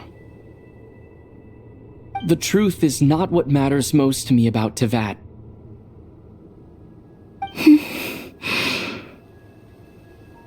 When I was first born, I longed for a home. And when you get something before you're mature enough to understand the world, you just take it at face value.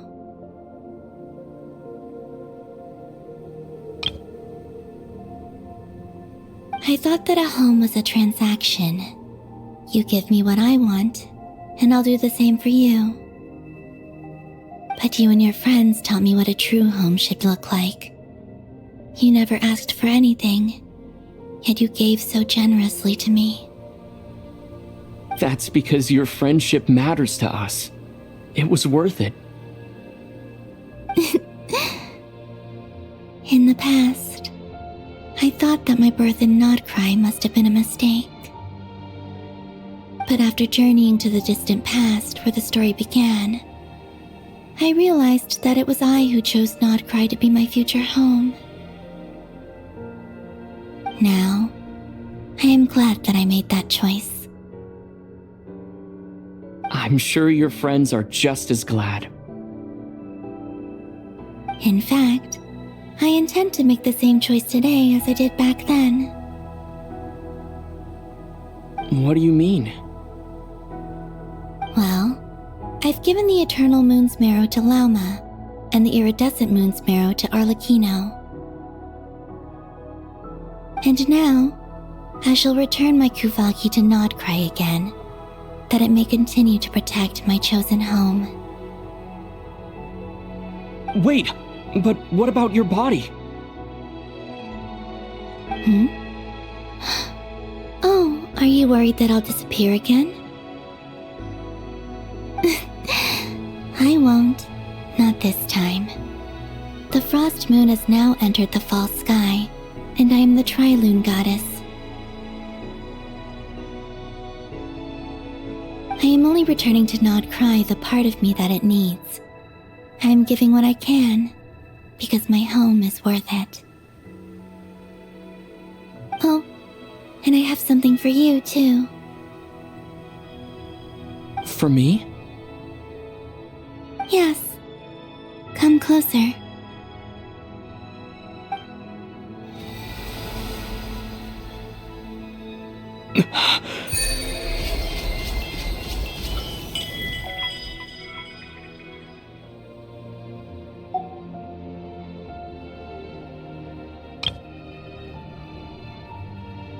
What was that? I lifted some of the restrictions this world placed on you. I trust this will help in your future adventures. My power. It feels like it's grown. I can use the elements more freely now. Thank you. This will be a great help. You're welcome. I see you as family, and after everything you've done for me, In fact, no. It's not because I owe you. It's because you're worth it. Here, this flower is for you.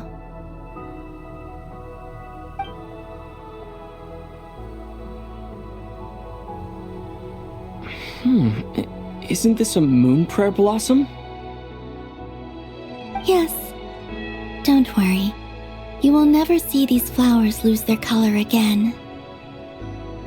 I'm finally discovering the joy of giving. How I wish I'd learned this sooner. Hey, better late than never.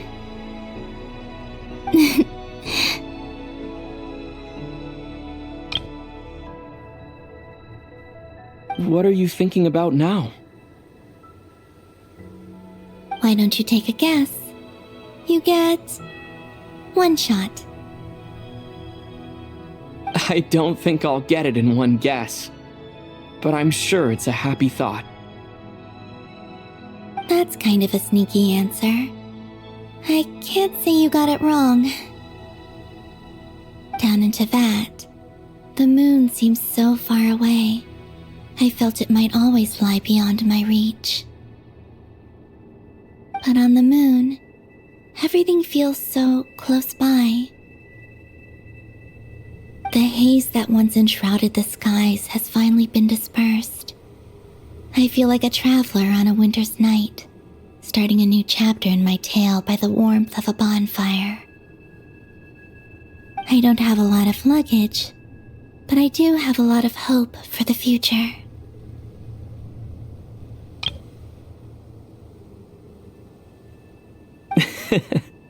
Well, what's next? Next? To start with, I want to stay here just a little longer. After that, let's return home and continue our journey.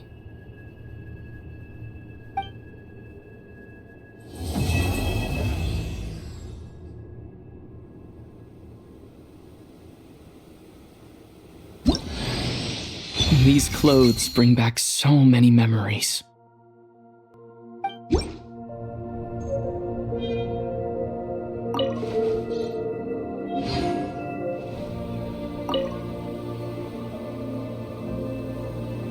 The journey goes on, for you and for me. Like I said, this is not the end.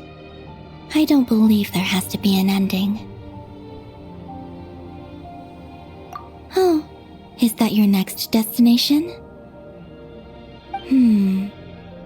Most people would probably tell you to pack some warm clothes.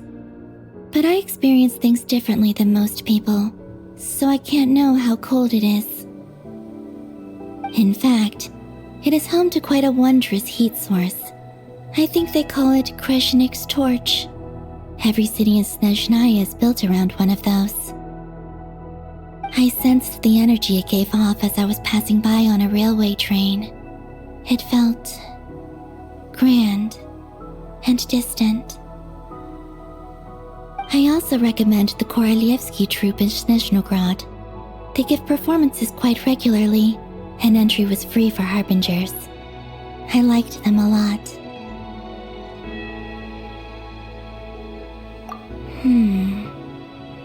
Ice cold and sharp, crystal clear in some ways, yet profoundly unfathomable in others, like the thick layer of ice on top of a frozen lake.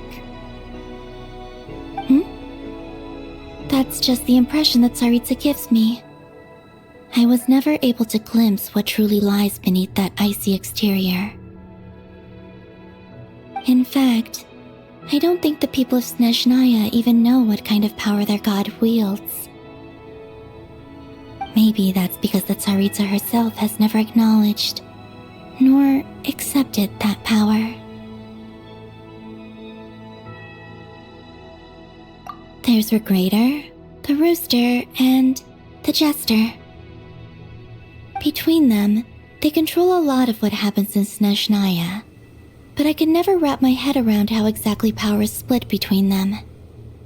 I just know they are each responsible for many specific domains. I noticed that the Rooster and Regrator often appear to get along on the surface, while working against each other in secret, and theirs is not a friendly rivalry. But I wasn't particularly interested. so I tended to keep my distance. Now that I think about it, the term Mistelton often seemed to come up in connection with Project Stuja.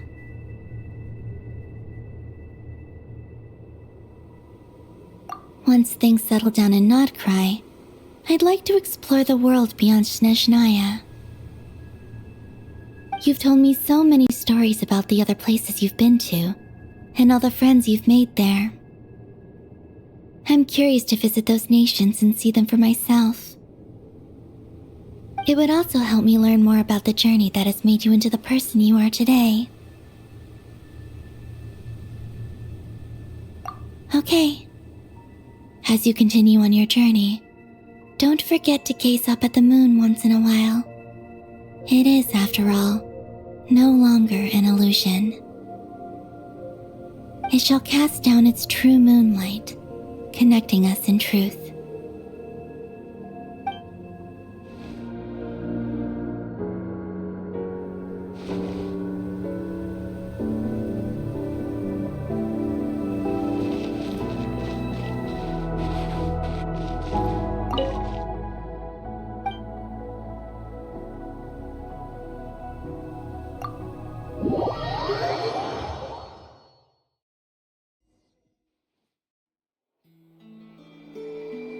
To Jean, acting Grand Master of the Knights of Favonius. This preamble is such a pain to write. It's probably high time we got rid of this acting business. I trust that Dern has updated you all on recent events. Hope we didn't worry you too much. The good news is, we managed to come together and put a stop to the Doctor's evil schemes. With that, I think it's safe to say that Nodcry is finally out of the woods. As for the Fatui, not counting the Damselette, aka the Moon Goddess, who has left their organization, we found ourselves allied in this instance with both the Knave and Marionette. May she rest in peace. As ever, we find ourselves better off for making friends rather than enemies. But until we can ascertain the Tsaritsa's true intentions, the future remains uncertain. In a short while... Wait, how am I meant to surprise everyone if I tell them in the letter that I'm heading home? Well, that would be a huge waste.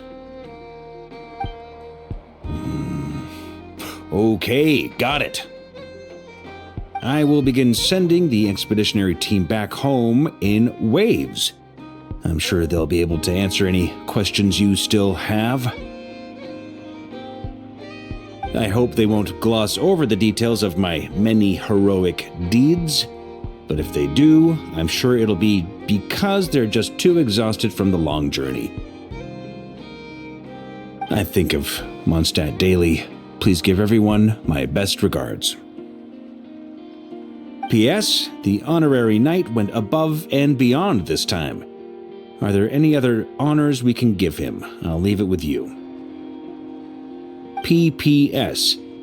Please be extra nice to Klee for the foreseeable future. I cashed in on the last favor that the Hexen Circle owed us, so we need to earn some more goodwill. If there's any serious problems, feel free to stick me in solitary confinement when I get back. I'll do the time for her. Whew. And that, as they say, is all she wrote. End of an era. And with the moon shining down brighter than ever, I think everyone is going to sleep well tonight.